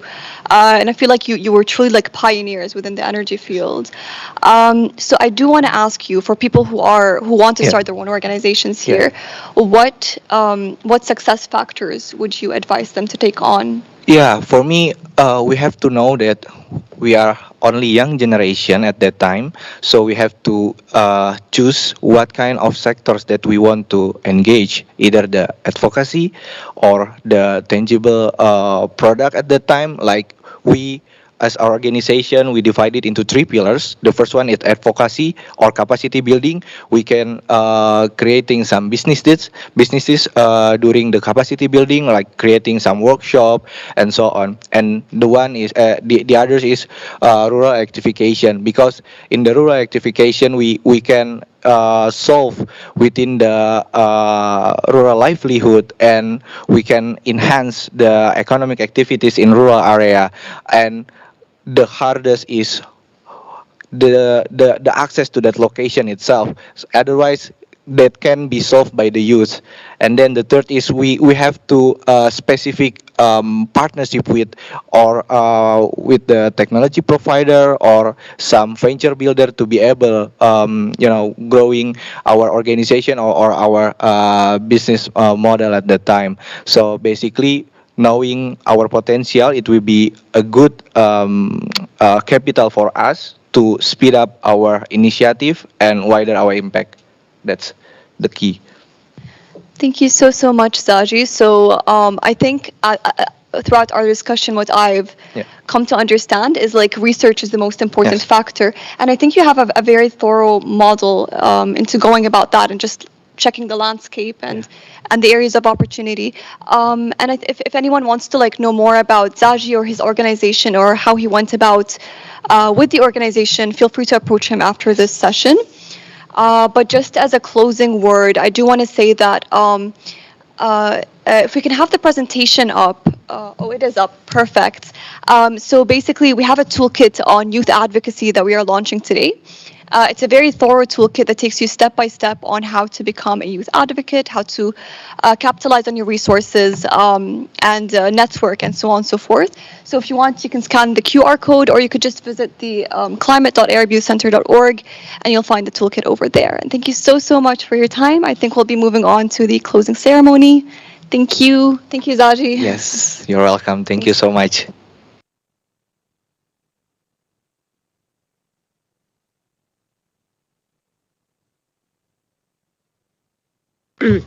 So we have the final results in. I mean, you all did a great job, and the most important part is that you have learned something new today, and we hope that we have built some capacities as we're all in Youth4Capacity today. But it was, and this is not a competition. I know maybe we would not want to use this word, but this is just a recognition of how well what you've learned today was implemented in your pitch. So allow me to invite Ricardo on the stage with me before we announce.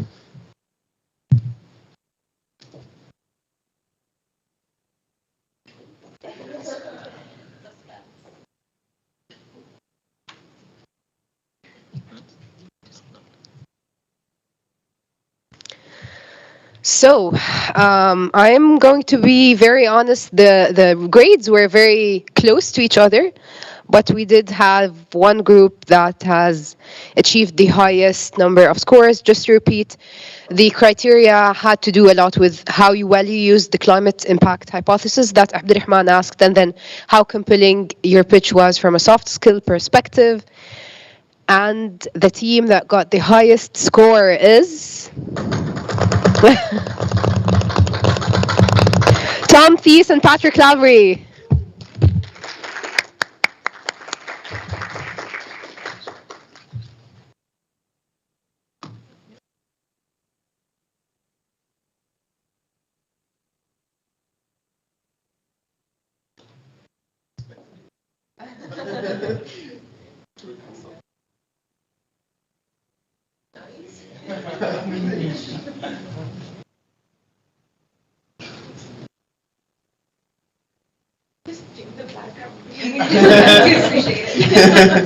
Just hold for a minute. I'm getting there. I'm getting there.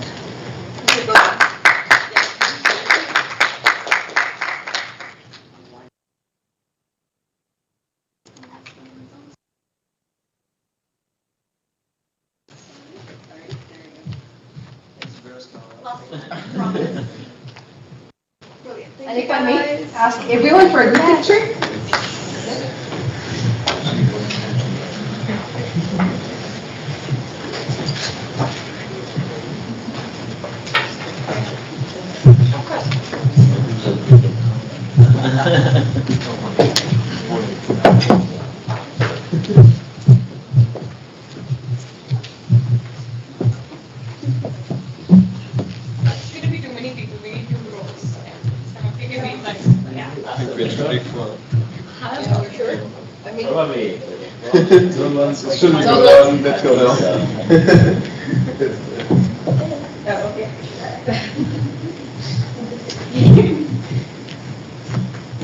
Could you squeeze it?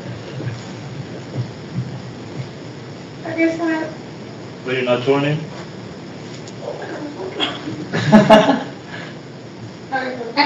Come on. You want that? Yeah.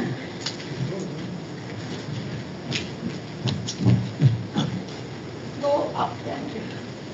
Just so that I can. Up there, yeah. Oh, that's perfect. I like that. So you want to come in and join?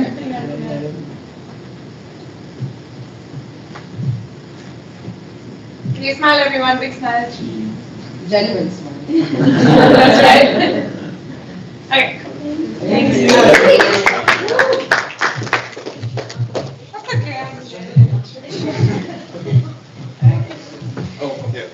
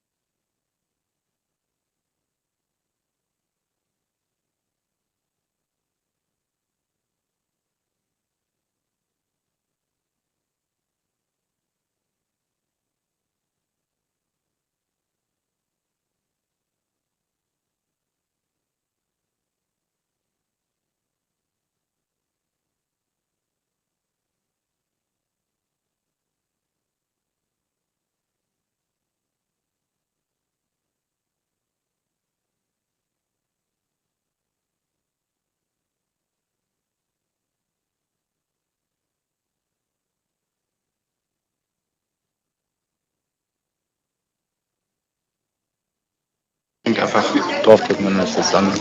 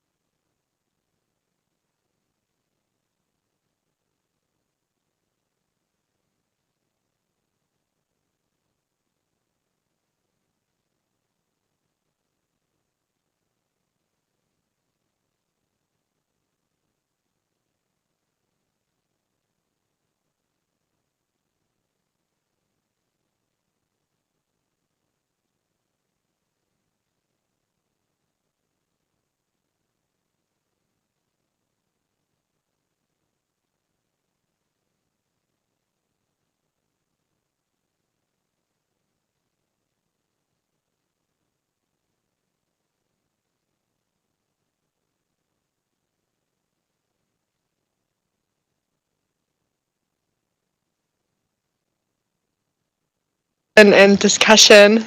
Can you hear me now? Okay, perfect. Well, welcome here in our teaching session. That's not going to be a teaching session, but more to that later. Well, we're glad that you're here. Looking forward to the next hour we have together. And well, how are you? How's the session going for you so far, the conference? You good? Perfect. That's the motivation we need here. Well, my name is Sarah. I will be moderating the session together with my colleagues and friends Fritjof, Simon, Shidema, and Arish. We're part of the Youth Advisory Council of the German Ministry for Development Cooperation. If we have a look around at the conference over there at the main hall, we see that most delegations consist of people that are, well, twice as old as we are, or maybe even more. But we also know that the decisions that are made here today, or are not made maybe, will mostly affect our generation. So this is why we want to discuss with you how we can actively engage in those policy-making processes, because they will concern our generation. And we're looking forward to also hear from your ideas. This is not going to be a teaching session in the sense that we will stand or sit here and tell you how it's going to be done.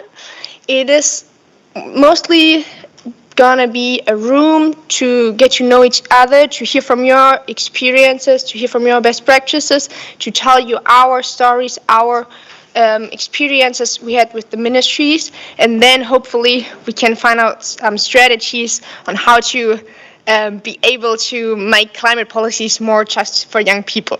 That would be a nice perspective. Before we start with this, Fridtjof and Simon will give you an insight on our work and the way we try to engage in the ministerial policies.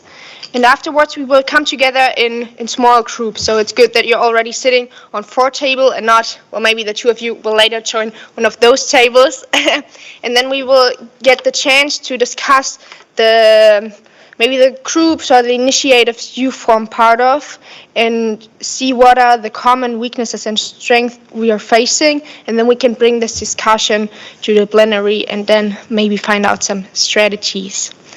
That would be it for the beginning, and I will hand over the word to Fridtjof and Simon. Yeah, thank you, and very warm welcome from my side too. Yeah, who are we? Maybe on the next slide. As Sarah said, we are the Youth Advisory Council of the Federal Ministry for Economic Cooperation and Development. Our council was founded in year 2021, but there was a longer consultation process before, and at the end they decided to create this council. Our aim is to advise policymakers from a young perspective. So it's important to know we aren't experts in development cooperation or something like this. We have a young perspective, and this is the perspective we advise policymakers. We are 16 young people between 16 and 24 years, and we are living all around Germany, some of us also abroad. We were selected by a selection committee. In the selection committees there are people from the ministry, but also from NGOs and old members of the Youth Council. And our term of office is 3 years. But after 1.5 years, the half of the members change, so we have a rotation system, so the old members can explain the new ones how the Youth Council works.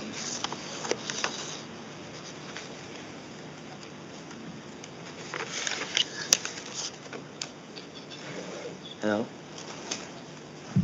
Okay. Oh yeah, way better. Okay.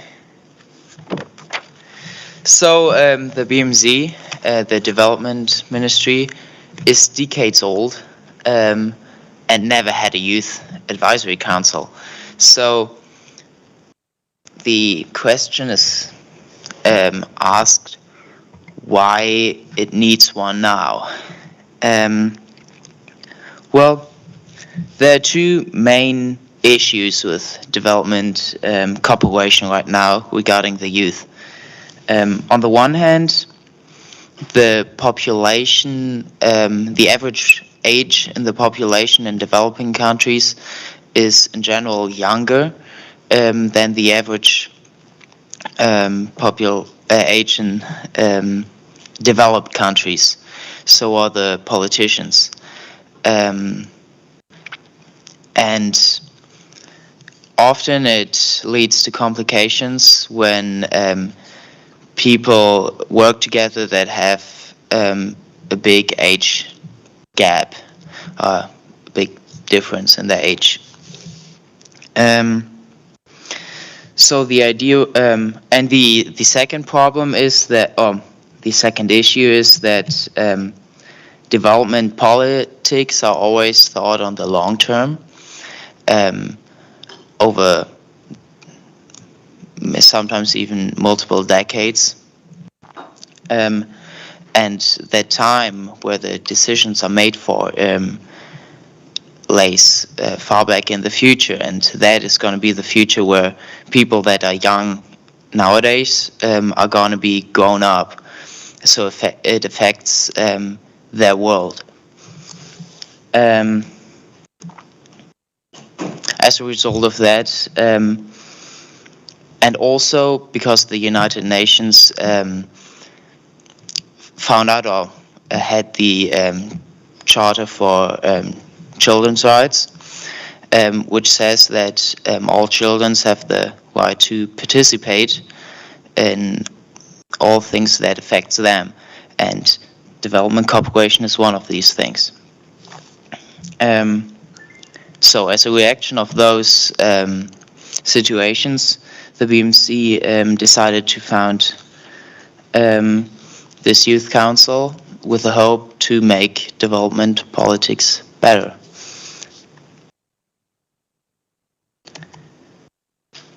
I'm gonna give you a little insight on how we are working, how we organize ourselves. There are 5 big points we're going to talk about here. The first thing is how we are involved in different divisions. One of those divisions is, for example, the work of the BMC in climate-orientated issues. Then we have regular meetings with the minister and her state secretaries. Then we have an exchange with other political actors, also to form our own opinion about things. Then we have the option to self-initiative, and then we have every 2 years a conference, a little bit similar to that, but way smaller, called International Youth Forum.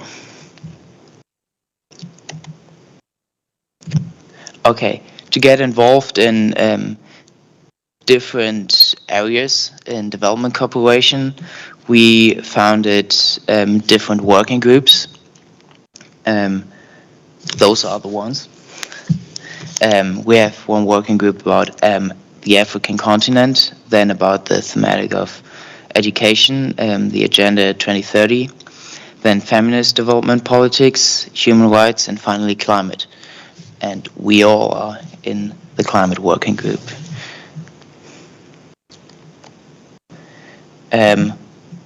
One example of how we get active in those areas is our commentary on the climate core theme strategy.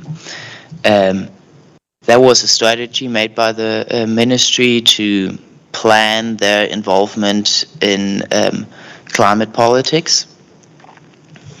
And to comment on that, we first exchanged with some experts, for example, about climate financing. And then we wrote a comment for that, which we sent to the different departments in the ministry that are responsible for this strategy. But we don't always comment in a very classical, formal form like it's common in a ministry. But we have, like, sometimes we comment via PowerPoint presentations or videos. This is, for example, how our commentary on the climate core theme strategy looked like. Then we have regular meetings with the minister and the Secretary of State. That is really helpful, in my opinion, because we can skip the whole block of ministerial bureaucracy, and we can pointing out our concerns and the concerns of people in our age to the minister and make clear what we want her politics to be like. Yeah, but we aren't only exchanging us with the ministry and the minister. We exchange also with other political actors. So we, for example, we have meetings with members of parliament from different political parties. Our main task is obviously to advise the ministry, but for us it's very important to give a look to other political divisions and see their points and also say them our points. And we have had a public hearing in the Committee on Development Policy in the German Bundestag, so the national parliament in Germany. That is important because this committee monitors the work of the BMZ, and so we can have an impact on the work. But we are also guest and speaker on different events, for example, on the German United Nations Association, and we visit organizations such as the German Institute for Human Rights, and of course we are on other events like this or on a Transforming Education Summit in New York, so also in international places.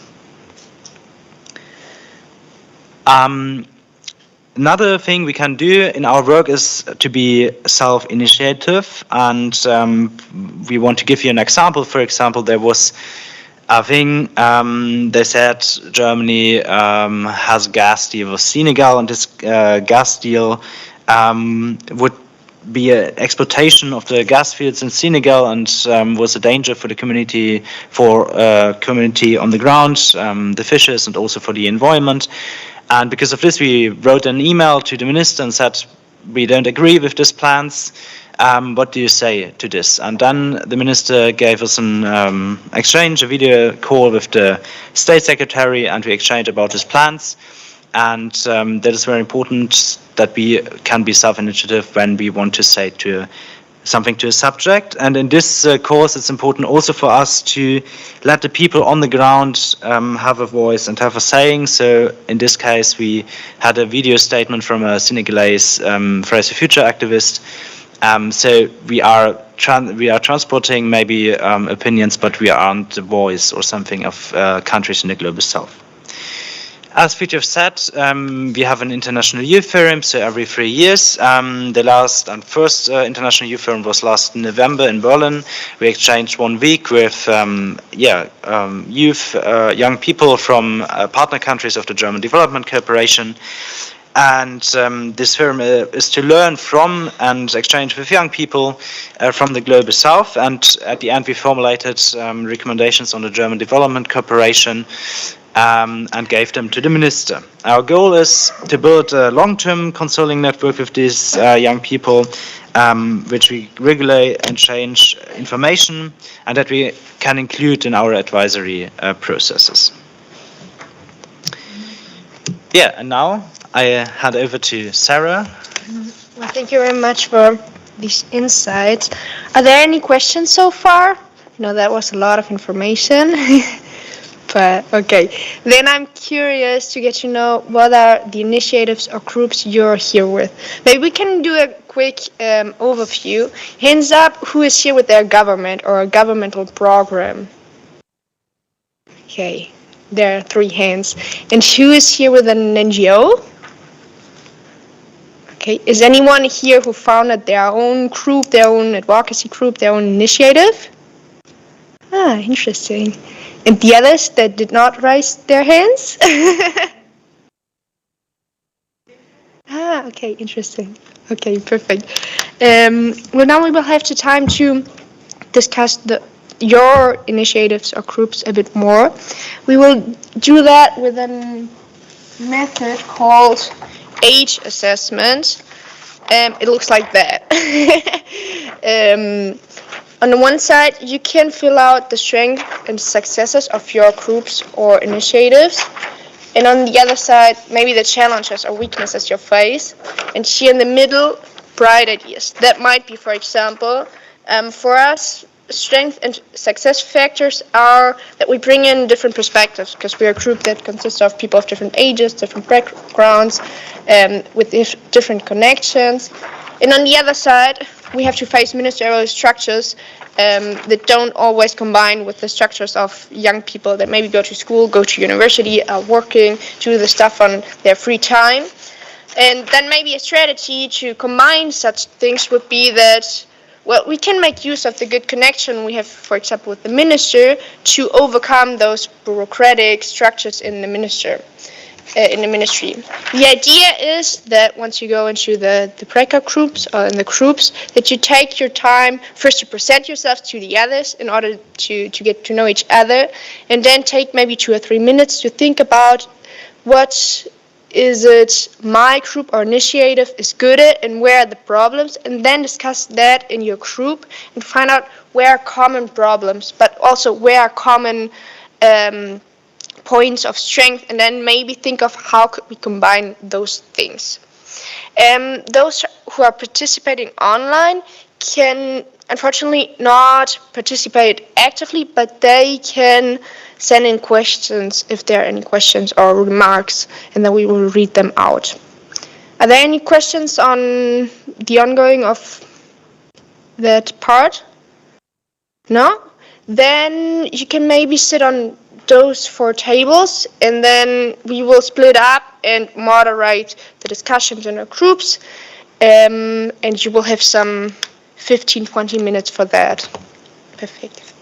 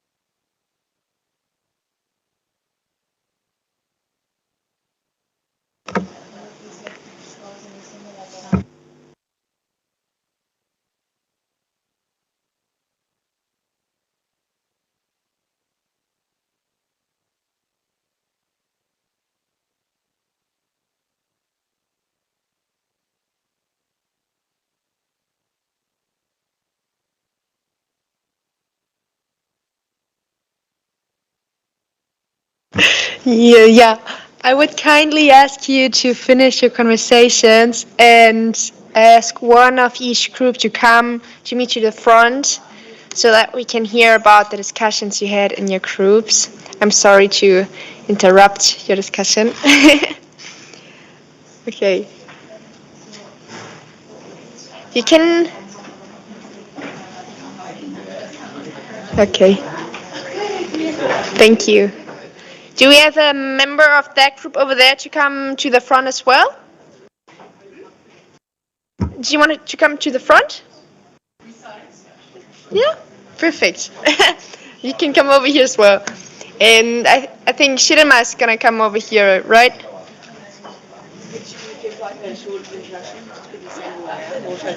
If you want to, sure. Okay. Should I just sit here? Yeah. Okay. Hey. Hello. So, in the last 10 minutes that we got, we will hear from the groups. We will do this in a fishbowl principle. So after they finish presenting their points, they can either stay and keep discussing with us what are important points about effective youth participation, or they can go back to their seat and give space to someone else.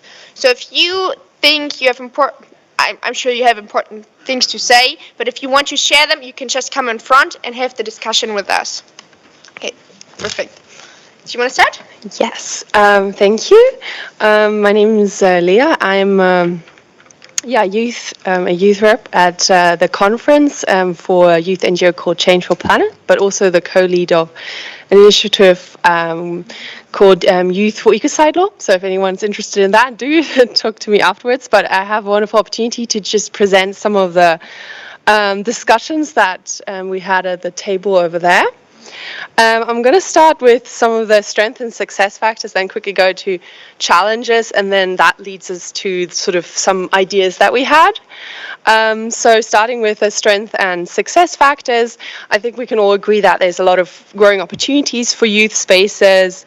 There's more and more youth initiatives, and actually also like all the generations that ask for more youth perspectives to be included.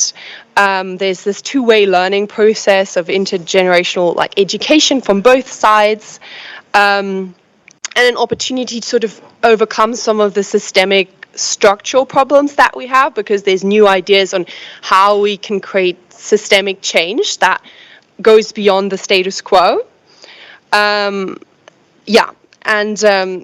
Of course, though, there are also a lot of challenges and weaknesses, because there's still, at the moment, a lack of youth inclusion, and especially in the sense that there's maybe more youth spaces, but not necessarily like intergenerational spaces where youth perspectives, so that move beyond sort of tokenistic youth inclusion.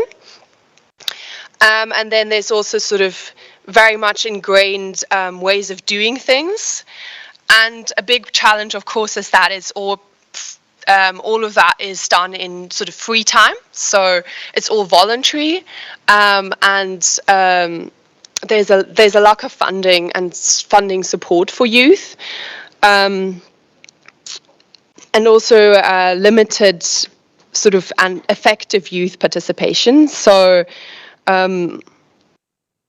maybe sometimes there's youth voices, but there's a challenge of sort of making sure that it's not just presented and heard and put in a box and stored away, but actually included in real life outcomes. So as well as a language barrier, which we talked about, especially coming from countries in the global south and in different regions around the world, that the languages and the acronyms that are behind the whole climate negotiation process and around climate education are not accessible. And that is obviously a lack of, that then limits more youth inclusion and more youth engagement as well. So some ideas that we came up with, I'm sure there's lots more that we'd love to discuss, are sort of creating more intergenerational spaces. So making sure that youth actually have a voice and a dialogue for generations to talk about, sort of almost to teach each other and to recognize that there's value in both ways, that youth have a lot to teach, have a lot to teach, but also that there's a two-way learning process. And then another one that we briefly talked about is having a sort of more policy and law that actually ensures that youth are included in decision making and that real power is given to youth. Thank you very much, Leah. What about your group? Did you identify similar challenges and points of strength? Hello? Can you guys hear me? Cool.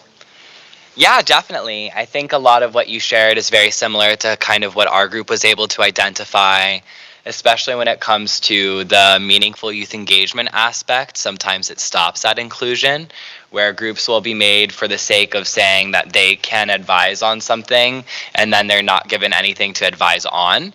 I think that is a strength of youth groups in some ways, because young people have the initiative to be able to say, if we're not getting work, we'll create our own work. We're going to do an amazing awareness campaign. We're going to connect other youth who may not have the opportunity to advise, Like, we will make something out of nothing, which I think is beautiful.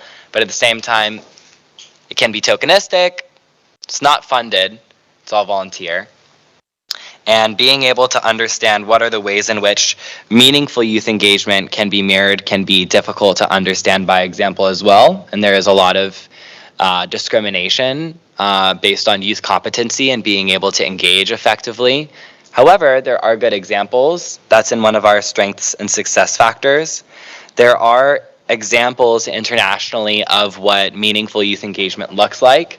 And so whether it's the means of providing strategy or communications plans to youth councils to provide comment for consideration, or including young people in your negotiation teams at events like this by providing capacity building sessions to make sure that they can be competent in understanding the texts that are being discussed at these meetings. Those become critical ways to support meaningful youth engagement. I think one of the issues with this intergenerational communication and engagement as well is the direct line of communication between these organizations and young people.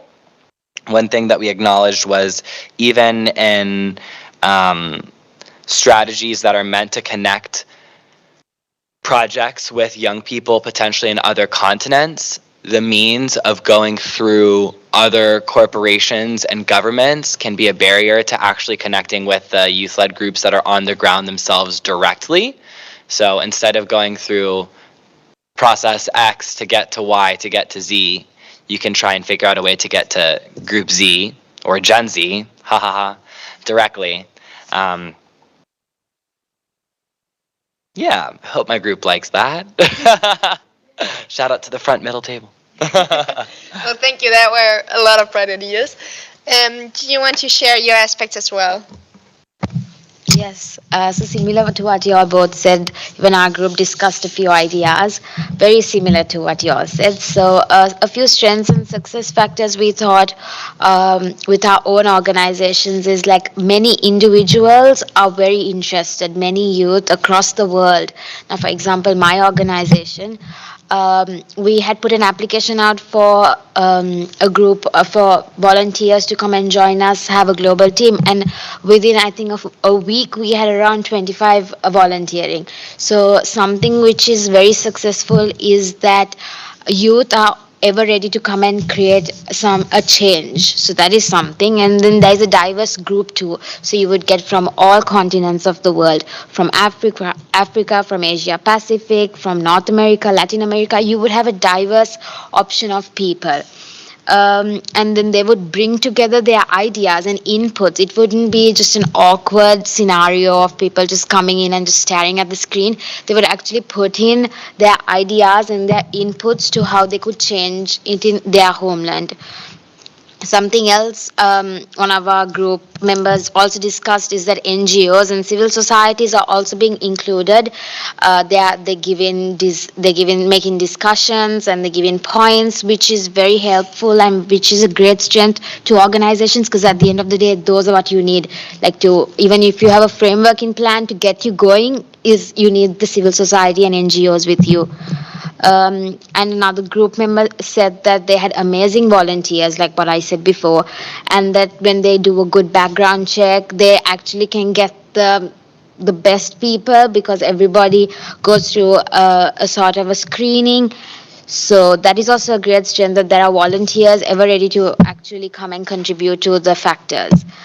And the challenges and the weaknesses we discussed was it's hard to implement ideas due to political barriers. That is something which is a very, very big weakness we have, due to each country's barriers. It's difficult to get after a certain point. All of those are included. And institutional arrangements. So you would say that you're doing it, but over time it just doesn't get done. Throughout the years, it's you're going, and they're promising, okay, fine, this is happening, but it would never happen. So due to those institutional arrangements, nothing gets done, and the process is just held up. And the bright ideas and strategies we thought were the capacity building and staying informal. So always having an informal discussion, so everybody is free to put in their ideas, and it's not such a rigid environment, and which could happen quite natural. So it's an easygoing discussion. So that is it from our group. I hope all the points were clear and made justice to our group too. Yeah, well, thank you very much. Especially thanks to the last idea of staying informal. I think that was something that we discussed as well, that as young people, we're not doing stuff always the same way that people are working, that have been working in institutions and government jobs for decades, for years, but might go different ways and might break down hierarchies that way by being informal, as you said, or by being bold sometimes, or by ignoring, or maybe just not knowing ways of conduct, how some things are sometimes done, right? Okay, I wanted to ask more questions, but we ran out of time, and I think there's another group who wants the space after us. So I won't take it from them, but maybe we can hear last two sentences from Shidenma and Fritjof, right?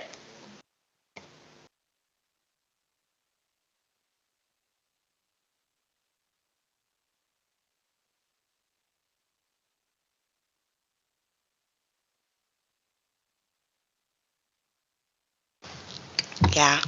Okay, you guys can hear me, right?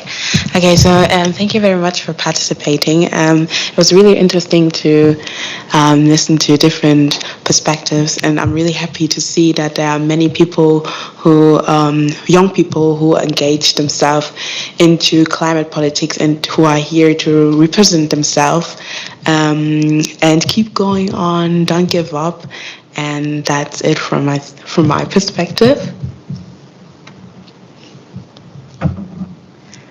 Yeah, thank you very much. I think it helped me out a lot, and I hope it did too for you. It helped me forming new ideas, and I realized that the problems we're facing with our youth council, we're not the only ones that face exactly the same problems, and that there are options for us to work on that. So, yeah. Thank you for your time. Hopefully we'll see each other next year, everyone with a, what's it called, of delegate of our countries, negotiating over there.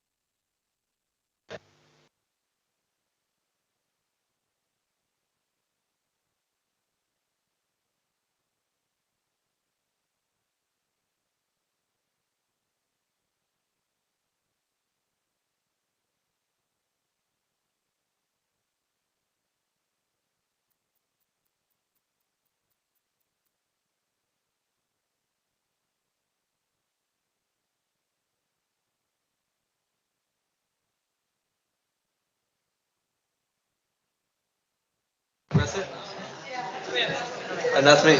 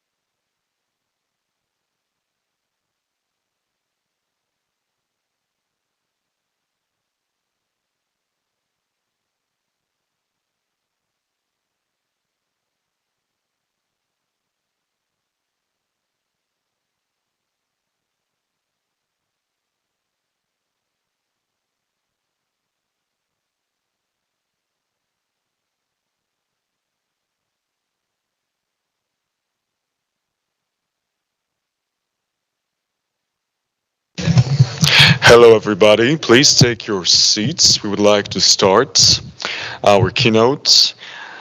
Um, I would like to welcome everybody on our event. I would like to welcome our speakers, first of all. And I would like to thank the Italian government and especially Ms. Roberta Iana for supporting our event. My name is Johnny Dabrowski. I'm a member of EarthDay.org and I'm coordinating Climate Education Coalition at Earth Day. I would like to welcome our speakers. Good, yeah. Okay. Can I continue? All right.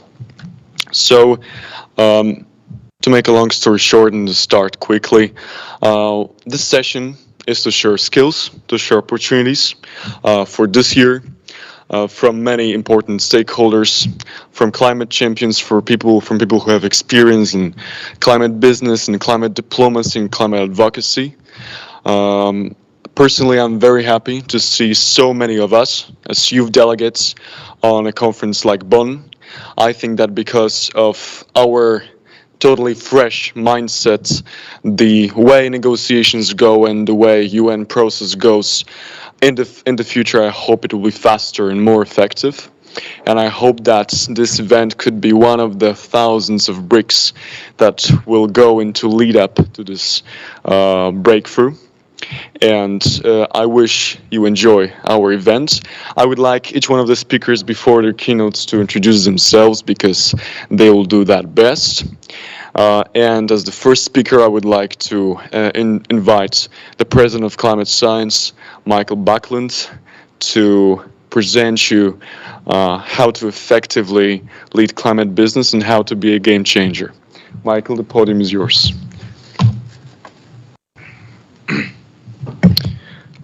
Hey everyone. Thanks Johnny and Earth Day for inviting me, fellow speakers. It's a pleasure. Yeah, so I'm Michael, and we've now started in climate science about 3 years ago, and we provide easy to understand and reliable education to millions of people around the world. And personally, I don't really have a formal background, so the easiest thing that probably describes me as an ecosystem builder, and maybe a slightly of a troublemaker. But beyond this, today I'm quite excited about the topic of game changing because it allows for different types of thinking. And we really, really need this because there is not one solution. So I want to bring the attention to the screen where we have a cube. And playing any type of game it's important to identify why we're playing it for. What is the goal? Now, the goal is omnipresent. It's outside of the cube. It's in there. It's everywhere. It's always around. There's no one way of getting there. And that's really important to understand. And the cube represents the status quo, the things that ways that we're used to be doing things. And sometimes the way that we do things is too slow. It doesn't work. And at those times, it is time to start thinking outside of the box. So today I want to do two different things. One is inspire everyone to ask more questions. And the second is ask some provocative ones here that hopefully will be thought-provoking. So first off, I think the best way to kick this off is to question, why are we here in the first place? See, all of us are here now in Germany trying to influence. The talking points are going to be spoken in COP so we can reduce greenhouse gases that are dangerous for us, dangerous for our environment, dangerous for our people around the world and the planet. And we've been doing this for a while. And every year I hear that the UN climate conference has failed us. It hasn't worked. Every year I hear people who are disappointed. And in 5 years of being around the climate space, and I mean this genuinely when I say this, I have never met a person who is fully confident and trusts 1000% that this is the fastest way to solve climate change. I have never met a person who is 1000% confident in the COP process to solve climate change completely.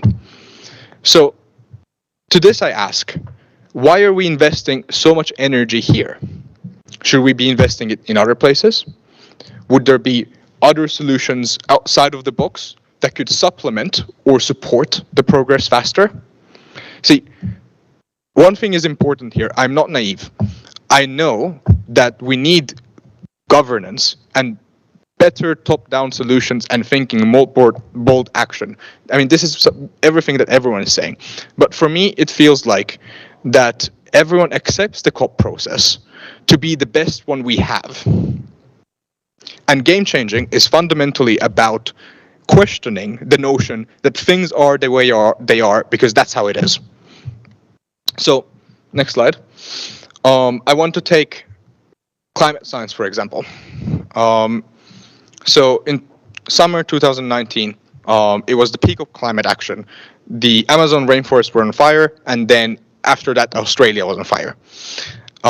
And I was at this point involved for about 2 years in climate activism, and I had organized school strikes around the world and in my locality, and 32 countries by then had declared a climate emergency, but I didn't see the impact that it compared to how much effort we were putting out there. And we got millions of people in the streets, but all of that action was concentrated only on one industry or only one sector, politics. Where were the engineers? Where were the artists? Where were the marketers? The only people involved and the only type of climate action that was recognized in the mainstream was around influencing politicians. Furthermore, we had a bigger problem at hand, which is that the people who were playing the game, the players, did not understand the rules of the game. And instead, because of this, we were forced to tolerate endless discussions of if climate change was even real or not. So we, as a group of scientists and communicators, came together and we did something that should have been frankly done a long time ago, which is we explained what is climate change and how to solve it in a simple, practical way, and we had these resources peer-reviewed. And as a result, we got to educate millions of people around the world and help them solve climate change faster and implement the solutions that we already have. But what if we could apply the same thinking to other problems? For example, something that I've been thinking a lot about lately, as I hope many others, because we should think about it, is the AI revolution that's happening at the moment.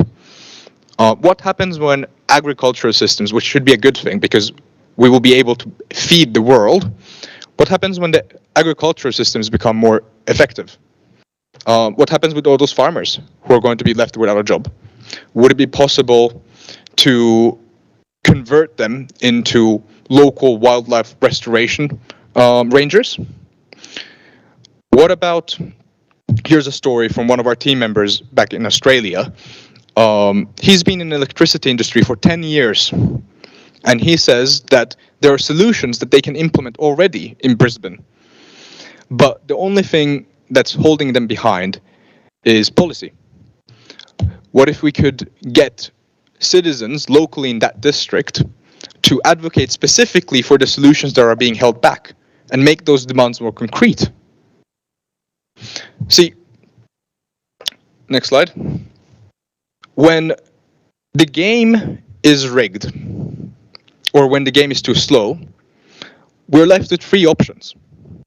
One is to change the rules of the game, which everyone in this room is trying, and everyone that has goodwill and genuinely good intentions in the UNFCCC Secretariat and the youth activists that have come here have been trying for so long. But that's the problem, isn't it?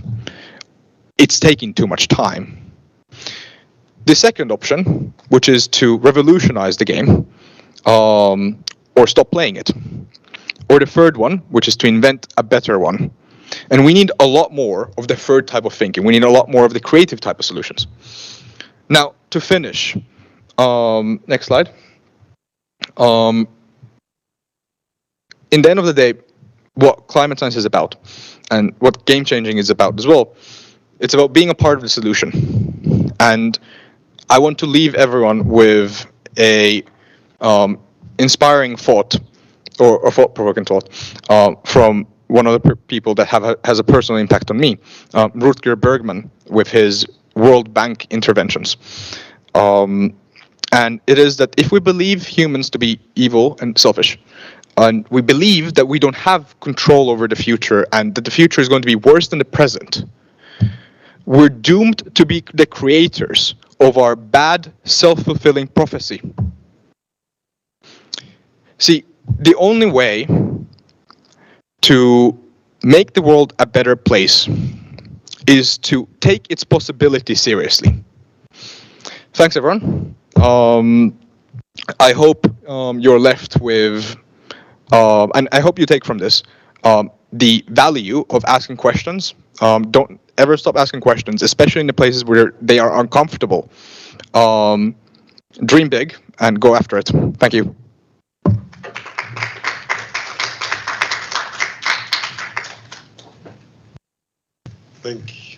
Thank you so much, Michael. Now I would like to invite, I would like to invite Mr. Fernando from the COP28 Youth Climate Champion team to give his keynote presentation about mainly the opportunities for youth during the COP28. Just give me a second, I'll open the presentation, okay?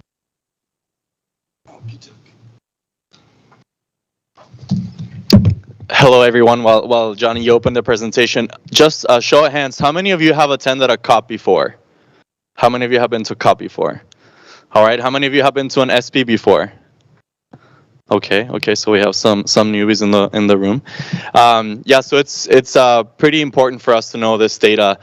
We actually, I was listening to the last session, and they were talking, how amazing it would be if young people were part of their official party delegations, and that's something a little bit of what I'm going to talk about during my speech. So to introduce myself, I'm Fernando Armendariz. I'm with the COP28 Youth Climate Champion team, originally from Ecuador, but based in Dubai.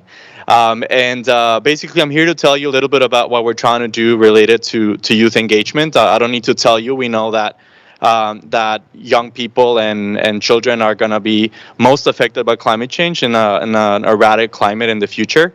But yet, they're not really included in climate change negotiation processes, right? We know that they're doing incredible work, that they are leading campaigns, leading actions everywhere. But when it comes time to be part of the negotiation table, often they're not there. Right, and it's incredibly important to create spaces for young people to be meaningfully included. It's not only important for, many of you said that you've been to COP and you've been to SPs, but just being there doesn't mean that you're necessarily influencing what's going on, right? And I think for many of us here that have been to COP or an SP, like how easy is it for you to know exactly where to go or where to be? Like, I think if you can give me also, if you can raise your hand if you think you know exactly what's going on at a COP or an SP, or where to go. Yeah, there's a lot of there's a lot of room for improvement and a lot of knowledge to be had. Or how many people had to Google what an acronym meant, right? And I see Javanik in the room here, and I know that I've had to Google YAG many times, and congratulations for being, by the way, appointed to it. But yeah, just to tell you a little bit about the Youth Climate Champions. So really recognizing that that young people are at the forefront of so many incredible things, and that they need to be really meaningfully participating in the COP process, not only as part of tokenism, or not only as the fun bunch, the cool pavilion where you take selfies and everything, but how do you really make sure that young people are meaningfully included? And we really, the COP presidency said, okay, well, building upon what happened in COP27, and I'm so excited to see Dr. Omniel Omrani here. It's really building upon the special youth envoy for COP27. We said, okay, how should we keep this going? And the COP28 presidency said, how about we appoint a youth climate champion who's really gonna rally behind young people and serve as a bridge between UNFCCC, young people, parties, and the COP28 presidency. And the way that Youth Climate Champion is doing this, and it's Her Excellency Shama Al Masroui, who's the Minister of Community Development for the UAE and my boss. The way that Her Excellency is doing this and the team is doing this is through a 4-pillar strategy. And Johnny, if you don't mind switching to the next slide. That we call PAVE because we love our acronyms. Again, hopefully you won't have to Google this one after my presentation today.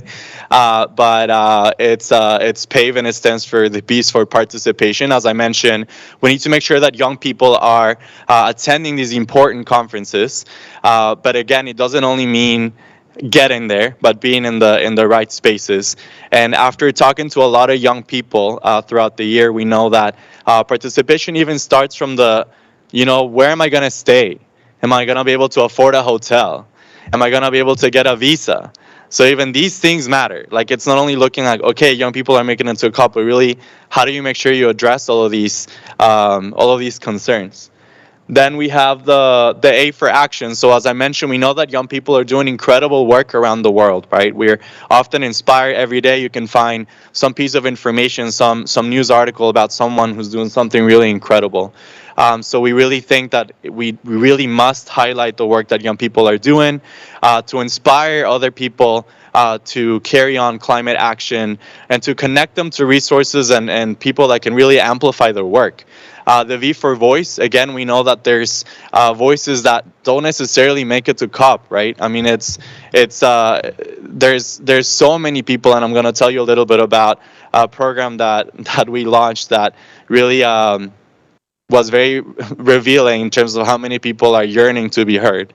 And then the E is for education. How do we equip young people with the tools and resources so that by the time they get to the COP, they know where to go, they know what to do, because we know, again, it's not only important for us to be here at the SPs, it's not only important for us to be at the COP, but really understand where to go and how to make our participation meaningful. So, Johnny, if you don't mind going to the next one. Yeah, so a few of the things that we're doing. So something that we're super, super proud of is the International Youth Climate Delegate Program. So many of you may have seen this. On March 15, we launched this call for applications where we will be funding 100 young people, prioritizing young people coming from SIDS, LDCs, and other minority groups, because we know that often they are the ones that face the most challenging barriers to access COP. So we received over 10,000 applications, so it's very, very evident that people really want to get to the COP. And we sadly are only able to take 100, but we really hope that, given the appetite that young people really have for programs like this, that this is something that can continue in the future. As I mentioned, it's not only important for young people to get there, so we're also working on capacity building initiatives. So as part of this International Youth Climate Delegate Program, young people are going to be going through a quite robust capacity building exercise that we're organizing in partnership with a few institutions. It's going to touch upon substantive information like climate science, how do you understand the specific reports, the specific agreements, negotiation texts, but also how do you negotiate, how do you create multi-party consensus, etc. And we think that that it's not only important for the 100 delegates to go through this, but we're really striving to make all this content publicly available, free to everyone, because again, these type of resources should be for everyone to be able to access. In terms of voices, we have been conducting global consultations all over the world, where we're asking young people, what are the challenges and opportunities for you to access the COP? And to be quite honest, the two things that we heard most of so far is logistics. Again, how do we get accredited? How do we make sure that we can get a visa? And I know that a lot of young people were not able to be here because of visa issues. And then we also know that based on the consultations, we also heard that it's one was the logistics one, and the other one was capacity building. People are really yearning to learn more, to know more, to be able to be part of the conference, the COP, more effectively.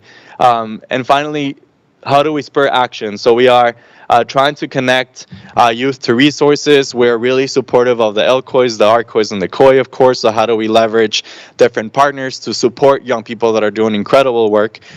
So these are, I'm not going to go through each one, but these are some of the initiatives that we are carrying out as the Youth Climate Champion team under Her Excellency Shamma Al-Masroui. And yeah, I mean, I hope that this was informational. We have an event on Thursday where we're going to talk about a youth stock take, the what we consider very important to look at what has been done with youth engagement in the UNFCCC process, and really what's going to be, leading up to COP. What are some items that can be done? So I know that's a lot of information to cover, but feel free to ask any questions either during the panel or after. Happy to connect with everyone. Thank you so much for inviting me.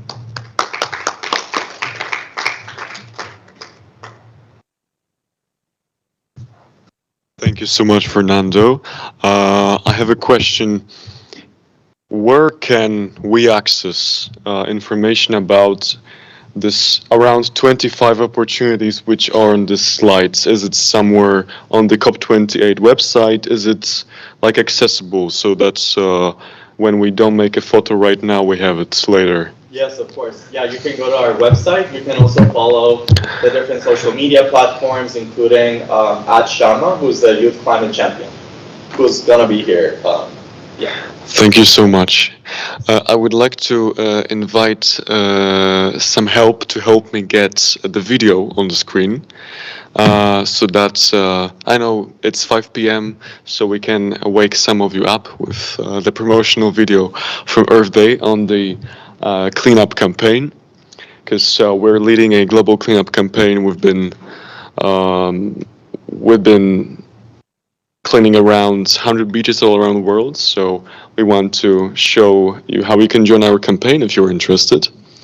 And also in the end of our meeting, I will show you the link to our open letter to the COP28 presidency regarding climate education, which was already shared with the UAE Ministry of Education, but we would still continue to raise support for it, so you'll be able to access it in the end of our meeting.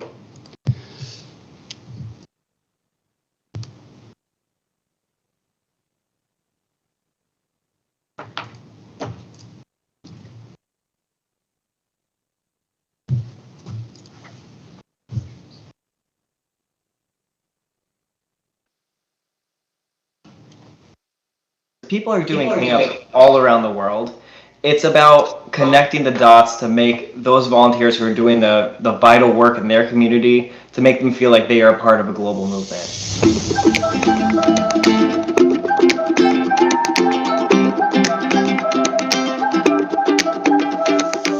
The Great Global Cleanup Campaign is a worldwide movement to rid the environment of waste and plastic pollution for good. And we do that through mobilizing a lot of local partners all across the world to do community cleanups. What draws me to the Great Global Cleanup and EarthDay.org is how much of a sense of community it is, because we're all involved in this and we truly all care. In time when I'm swimming my 30-mile Guinness World Record, we will have the biggest cleanup happening here in Biscayne Bay. Without these volunteer cleanups, we would be even more so than we are now drowning in the amount of plastic that is out in the environment. People often think that they have to be close to a beach to make a difference for the ocean, but all trash will eventually lead to oceans. I always say that it's streets to creeks to rivers to oceans, and that's how trash will eventually lead out. So I think it's important that we clean up in our communities so we can stop that. The coolest thing is seeing how younger generation is becoming so aware. It's so smart, and the younger generation even kind of develops the new products, the new technologies, the new movements. And as an ocean ambassador, as a World Cleanup Day ambassador, and Earth Day ambassador, that's the coolest thing to see how the world is evolving and learning about that we can coexist with the Earth. Imagine the impact we would have if every single person picked up a single piece of trash. Not only are cleanups good for the environment, they're also good for the soul. So grab your friends, family, and coworkers and join us this year to create a waste-free world, Earth Day 2023.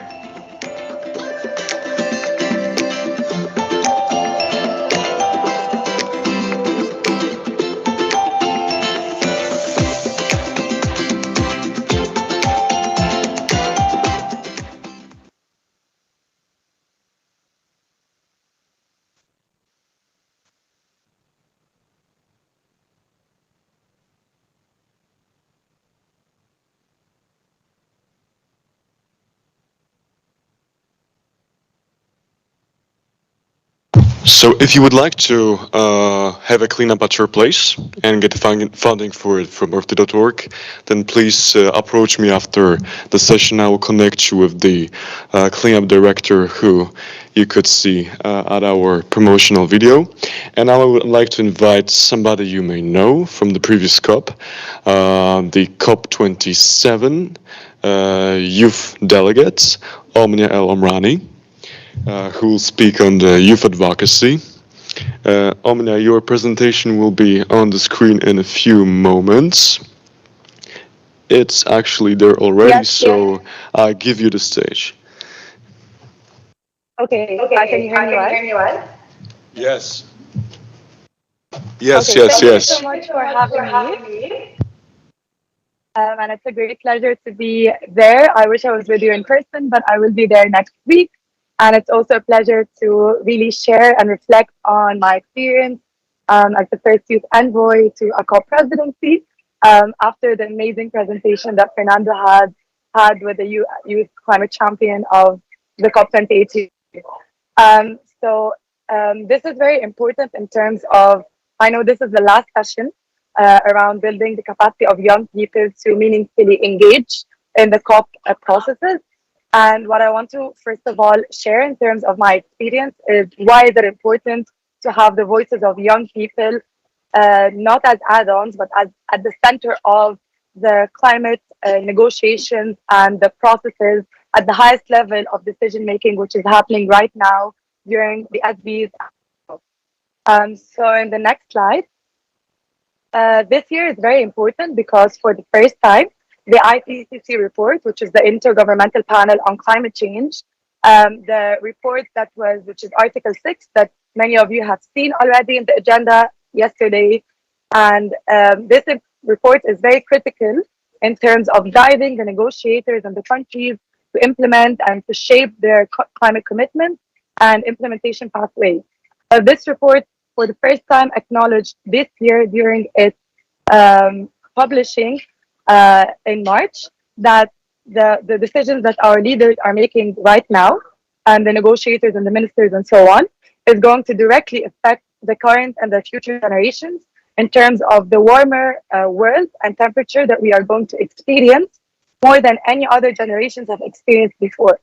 We all know that there's a 1.5 goal that we're working towards, but right now we are at a trajectory of 2.8. So we are way behind and we're still far from the necessary urgent climate action that we need right now more than ever, because as young people, we are going to shoulder and we are currently being affected by the detrimental impacts of climate change on our health and well-being, on our education, as well as our access to healthcare facilities, decent job opportunities, and a stable and secure future that we deserve. And then what does a warmer world mean? What does a 2.8 degrees Celsius actually mean? As you can see in the graph below, this was done by Save the Children last year in the lead up to COP27. And it showed that a child born in 2020 is going to experience 2 to 8 times the rate of extreme weather events that a person who's born in 1960 is going to see. Extreme weather events are ranging from what we're seeing right now: hurricanes, floods, wildfires, as well as drought, which is now affecting children disproportionately. 1 out of 5 children don't have access to the basic drinking water that they need. The photo above, you can see young girls who are struggling to go to school, and this has been actually predicted by the Malala Fund that by in the next 20 years, if we remain at the same trajectory and of a climate commitment, more than 12 million girls will not get access to the education that they need. And right now, you see in the photos below, the high levels of air pollution that young people are experiencing, and 9 out of 10 now are breathing in polluted air. And actions that are leading to air pollution are the same that are leading to the impacts of climate change. So it is an issue that affects our health directly and indirectly, in addition to the mental health of young people who are anxious, worried about the future, but at the same time, they do not see the urgent political action for climate change, nor the integration of their perspectives in the climate crisis. So this is the why. And then in the next slide, as the COP27 presidency, we realized how, and we go to the next page. Okay, thank you. So, as the COP27 presidency and in Egypt in general, we recognize the role of young people in such public and policy making processes that it is far from optional, but the voices of young people is not part of the design as well as the facilitation of what the presidency is doing in terms of the facilitation of the negotiations, the organization of the event, and it is an opportunity to center the voices of young climate experts and advocates and at the core of what we are doing as the presidency, but also to urge countries to do the same. And that is why for the first time we created a position of a youth envoy within the team of the presidency to be the direct link between the perspectives, priorities, and the voices of young people into the work of the presidency so that we better integrate and we better guide the integration of youth-led voices in the process. So we started by listening to what young people had, the challenges, but also the solutions and the opportunities that young people see through a series of consultations, starting with Africa Climate Week in New York as well as other virtual platforms with different youth-led organizations and groups to really see how we can better respond to the needs of young people and at the same time find ways that we can work together at the event itself and also have the youth and future generations day really done in co-leadership with young people. And we had Yongo as our main partner who we worked together to do that meeting. And one of the things that we also worked on was a commentary that was published right before COP, looking at the diverse bottom-up approaches and human rights-based approaches that young people led over across the world in the lead up to COP, and really setting a precedent and an example of how young people are leading climate action. And then in the next slide. So how did this crystallize and what were the outcomes of our efforts? So first of all, we had the Conference of Youth 417 that had over 1,000 young people coming 3 days before COP. A, to build their capacity and understanding of COP processes. B, is to develop, and this was based on the incredible leadership of Yongo and 5 Egyptian youth-led organizations in terms of collecting the inputs of over 30,000 young people into the Global Youth Statement, which is the demands of young people across all areas related to the process, adaptation, mitigation, loss and damage, as well as climate finance, and other important areas such as human rights, gender, health, and others. But what was very important for us is that we wanted to change the dynamic of simply presenting this global youth statement to the presidency on the last day of COI, but to actually have that discussed during COP in the negotiation. And that is why we organized for the first time the Sharm el-Sheikh Youth Climate Dialogue, where we facilitated 2 roundtable discussions. We brought in young climate experts. We had 1 roundtable on adaptation and loss and damage, a second roundtable on mitigation and just transition. And in these roundtables, we invited the ministers, the negotiators, and the chairs of the country groups to sit with the young people and listen first to the demands of young people, and then discuss together how we can take this forward into the negotiation processes. We had note takers and facilitators that then reported back to the presidency to see how we can integrate these policy asks into the COP outcome decision. And then we also had for the first time the Children and Youth Pavilion, which was an independently youth-led space by the young people for them. And this was only the first step. And as Fernando said, it is an opportunity to go beyond that and to find ways of making it a more sustainable institutionalized space for COP and for other environment and governance structures. And what was very important for us is that in the COP outcome decision, we wanted to mandate the next presidency to do the same, but also to accelerate and elevate our efforts and the voices of young people in the process. So that is why in the COP outcome decision, we recognize the appointment of the youth envoy, and then we also recognize the outcomes of the COI 17 and the Global Youth Statement. We also recognize the first Children and Youth Pavilion, and finally, and most importantly, the role of young people and children as well in the negotiation process, but to have young people in the official country delegations going to COP with a party badge, with the capacity to negotiate on behalf of their country and integrate the perspectives of young people into the different processes, work programs, and plans and way forward. One last thing is that we also had the COP27 president interact with the young people because we wanted to have this direct link between the COP president himself and the young climate experts and leaders at COP. We had a bilateral meeting, but we also had the COP president visit the Children and Youth Pavilion and listen from the young people as well their prioritizations and policy asks. And we also presented the Core 17, the Global Youth Statement, to the UN Secretary General. So in the next step, right, as we look forward towards COP28 with Her Excellency Shaiman Mazrui with the Youth Climate Champion team, as well as it's really very empowering to see the prioritization and the meaningful integration of voices of young people at a very early stage. And it's important to recognize that after COP27, there are still many opportunities that we as young leaders need to acknowledge and need to work towards.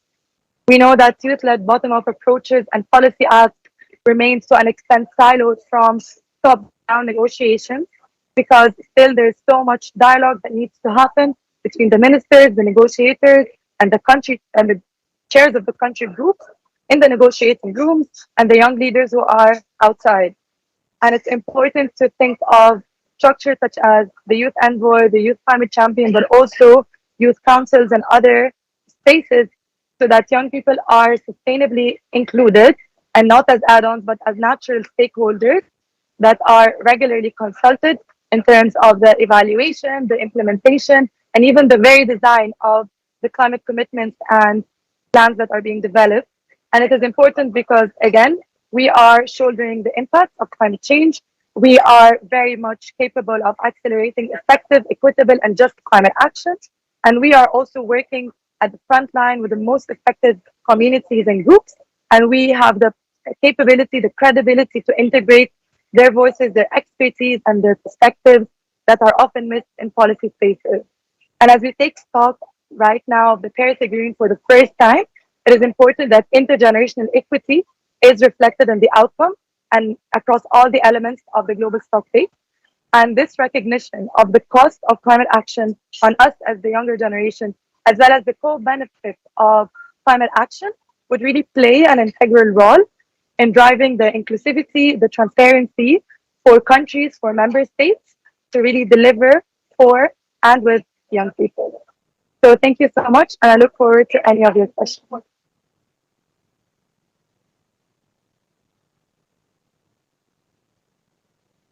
Thank you so much, Omnia. I would like to, before I invite our next speaker, I would like to ask you if you have any questions to our previous speakers regarding COP28, regarding opportunities this year, because I think that after our last keynote might not have time for questions. So if you have, please ask them right now, okay? Please. Thank you so much to our speakers for their contributions to today's event. And I have a question for Dr. Omnia. Hi, Omnia. Thank you so much for all of your hard work last year as the Youth Envoy. And of course, it's also about compromise at the end of the day when it comes to outcomes and working with the presidency and the calls to action provided by the youth constituencies. So I was wondering what you thought would be your goals, like your biggest dream to see outcomes related to meaningful youth engagement and the COP28 outcomes? And what were your difficulties as a youth envoy within the COP presidency process?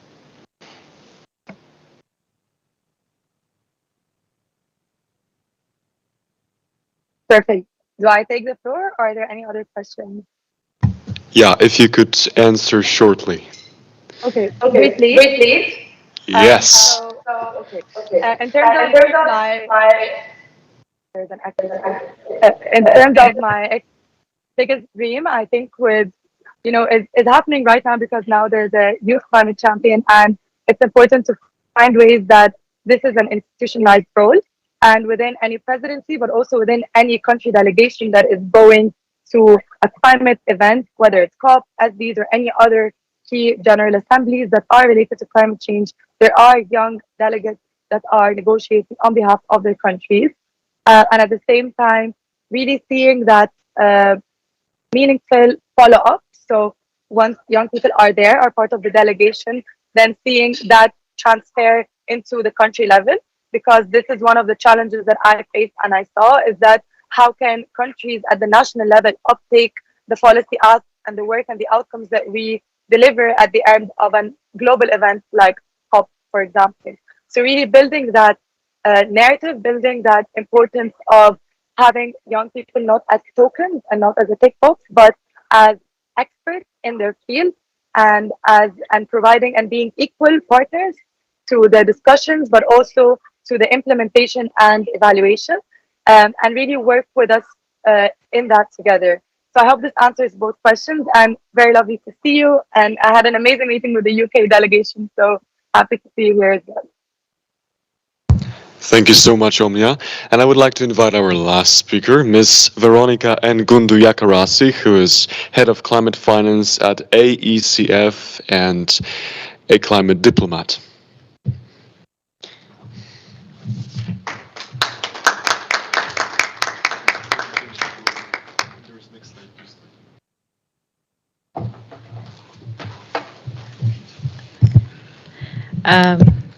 Thank you very much, Director of Ceremonies. Good afternoon. As already introduced, my name is Veronica Gundu Chakarasi. I'm the Head of Climate Finance at the Africa Enterprise Challenge Fund. We are focused on supporting sub-Saharan Africa in financing renewable energy and agribusiness value chains within the small and growing enterprises. So today I've been asked to talk about effective climate diplomacy, and I think it's a subject that I love. And also talking to the youth, I want to applaud the Africa Group of Negotiators, because they've brought about 10 negotiators, both to address the gender equality aspect, so in terms of promoting more women into the negotiations, and also to make sure that we have young negotiators also getting into the formal process. So I think that was a good initiative. And then in terms of the previous speaker, I think she highlighted an issue on the global stock take. And just this morning, we had a global stock take session, and my friend texted me and was like, "Are we negotiating ourselves to extinction?"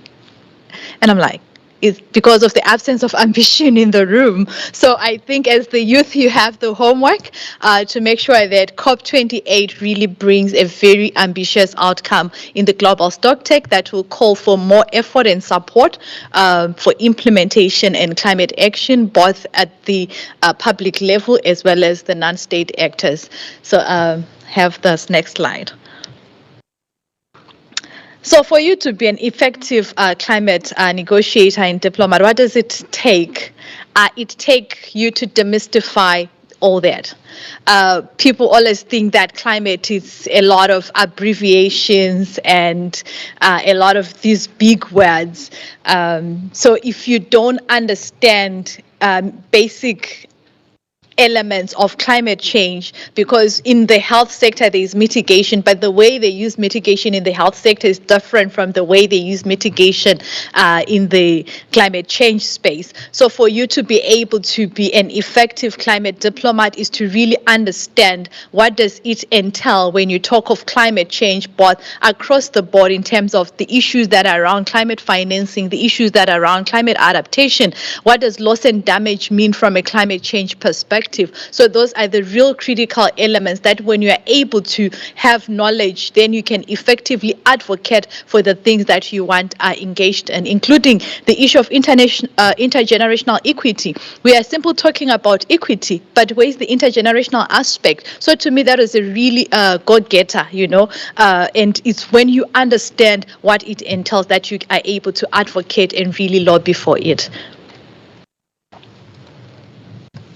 So what are the key elements that can create the competences and skills in allowing you to be an effective engager? I think the first of all, you need to have the communication skills. Why are they important? Because they provide you with the ability to effectively communicate the urgency and importance of addressing climate change to a wide range of audiences. So you're looking at your non-state actors, the private sector. You're also looking at your civil society. What is their role? How do they advocate policymakers to be more ambitious, to be more responsible? And that is also when you're able to grow yourself into understanding how you can communicate the issues around the climate change space. And then also the ability to listen. Why is it important to listen? Because it gives you the notion on when to effectively respond as well, and also to engage in dialogues that provide outcomes. The thing about advocacy, you realize that you are simply lobbying and advocating, but you may not really either get the outcome that you are looking for, or you can get the outcome that you are looking for. So you are able to listen to the policymaker, and then you are saying, I think they missed me here, so how do I intervene next so that we can be on in the same level. So that is the importance of then creating the ability to listen, and also to build the needed consensus. I remember when I was lobbying for climate finance in the country, and I went to the Ministry of Finance, and they're like, no, Veronica, this is an environmental issue. So then for you to really convince them that it's an environmental issue, but it has to do with the economic development of the country. So you now also have to then understand the finance language, that when you speak to them, they're like, whoa, okay.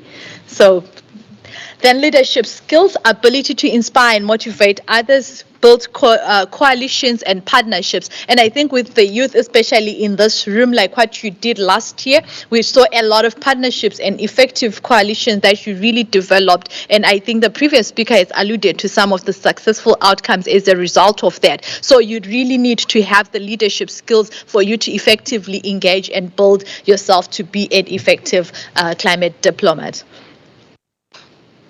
The knowledge of climate science and policy. I like the colleague who spoke first, where he indicated how academic papers are so reliable, but they are not very effective, in communicating the information, and how science is both reliable and effective, because then everybody can follow through, but at the same time how blogs are so easy to read and exciting to read, but they're not as reliable as you would want them to be. So that is a really exciting narrative, and it really goes back to the knowledge of climate science and policy, and why you should ground yourself in that, because the moment you understand the climate policy landscape and also the scientific landscape where you're building your narrative, then you are able to effectively engage and effectively mobilize the outcomes that you're looking for, including resource mobilization, because you cannot go and mobilize resources for loss and damage without even understanding what loss and damage is. So one of my action points will actually be around mobilizing resources for loss and damage. And then in terms of the partnership building skills, which help to build and maintain partnerships and collaborations across stakeholders, and leverage resources and negotiate and even resolve conflicts. When it comes to not understanding the process, at the end of the day, the moment you miss a certain element, it actually can distort the entire engagement. At some point, I had a colleague that they were actually pulled out of the negotiating process by their diplomatic office, the foreign office, because they missed, a process. So you come and question a chair why they are sitting there. Yes, they've been officially nominated, but because when they were nominated, you were not there. So it really got very uncomfortable. So you want to understand the processes. You want to have a partnership building skill to really create the necessary engagement elements, and also to resolve the conflicts anytime when they arise. And then the strategic thinking and planning. I really like this, because it really helps you to prioritize your goals and develop your action plans. And this is what the Youth Envoy has already alluded to, in terms of this is our go-getter, and these are action items, and this is how we're going to communicate them. So it really brings you to the fore, and you're above board in terms of your target issues and what you really want to achieve. And the reason why strategic thinking and critical thinking is very important, you don't look at the surface, you look at the end goal. So as a negotiator, it's not about what did they say. So you listen attentively, then you strategize, where do I get my leverage? And then that is the point of leverage that you pinpoint, and you use the process to really get what you're looking for. I'm still going. I thought that was my last slide. So I'll not go all over them, but just to emphasize, innovation and creativity is also around your strategic and critical thinking, but also to develop technologies, business models, and policy solutions. And the role of social media, where are we mobilizing, where are we getting the vibe? How do we use social media and innovation to really get what we want? And what type of innovative technologies can we really accelerate to get the climate momentum that we are looking for? The cultural and diversity competences. We come from different places and our values are different, but how do I understand their culture so that I win them and they also get to understand where I'm coming from and how do they get to rally behind my priorities? I remember when I was talking to the United States at some point, and we're saying you guys are not giving enough financing, and you keep on demanding data, and then the gentleman was like, you know what, Veronica, when we go to our national government to lobby for development finance and climate finance, they begin to ask, has it worked? How has it worked? And then the more they demonstrate that it is working, it is improving lives, it is reducing vulnerability, then they commit more. But when they come to me, then they tell me how many people benefit. I'm like, come on, this is too much. So it's that level of diversity and competences, ethical, gender diversity, and geographical diversities that really help you to also effectively engage. And then, of course, the management skills and the use of technologies to mobilize and support your mandate and to be able to effectively engage. So in terms of the private sector, the entities, as well as the civil society, and to advocate for the things that you are looking for, even from the policymakers as well. So in terms of the to-do activity, I think where you will be effective for us is to say, how can we accelerate just energy transition and mobilize resources into the loss and damage fund? And why did I put the dollar signs there? It was because I wanted to share a story with you. I read an article which said there's an oil company that generated 61 billion in profits and it paid 19 billion in dividends. And I was saying if they could dedicate just 5 billion of their dividend into, or even 10 billion of their profit into the loss and damage fund, that would be a good start, and it will then motivate other non-state actors as well as public governments to be more ambitious into putting the funds in the loss and damage fund. So to me, those are the real critical issues that you may want to start lobbying for. As parties, sometimes we don't have control over non-state actors, but as the youth, you're not limited, so you can go for it. And then in terms of advocating for more private sector players, climate justice and philanthropic partners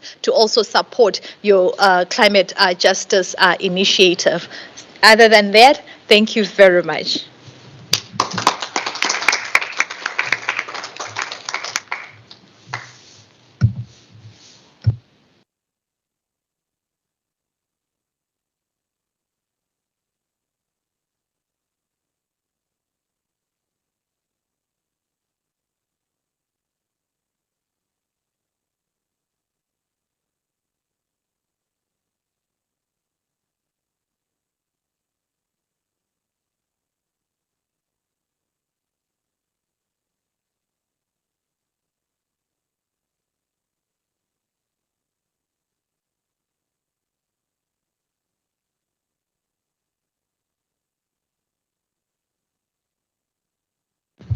So I would like to thank all our speakers. Congratulations for your information, for the opportunities you have shared. I just want to make a quick summary.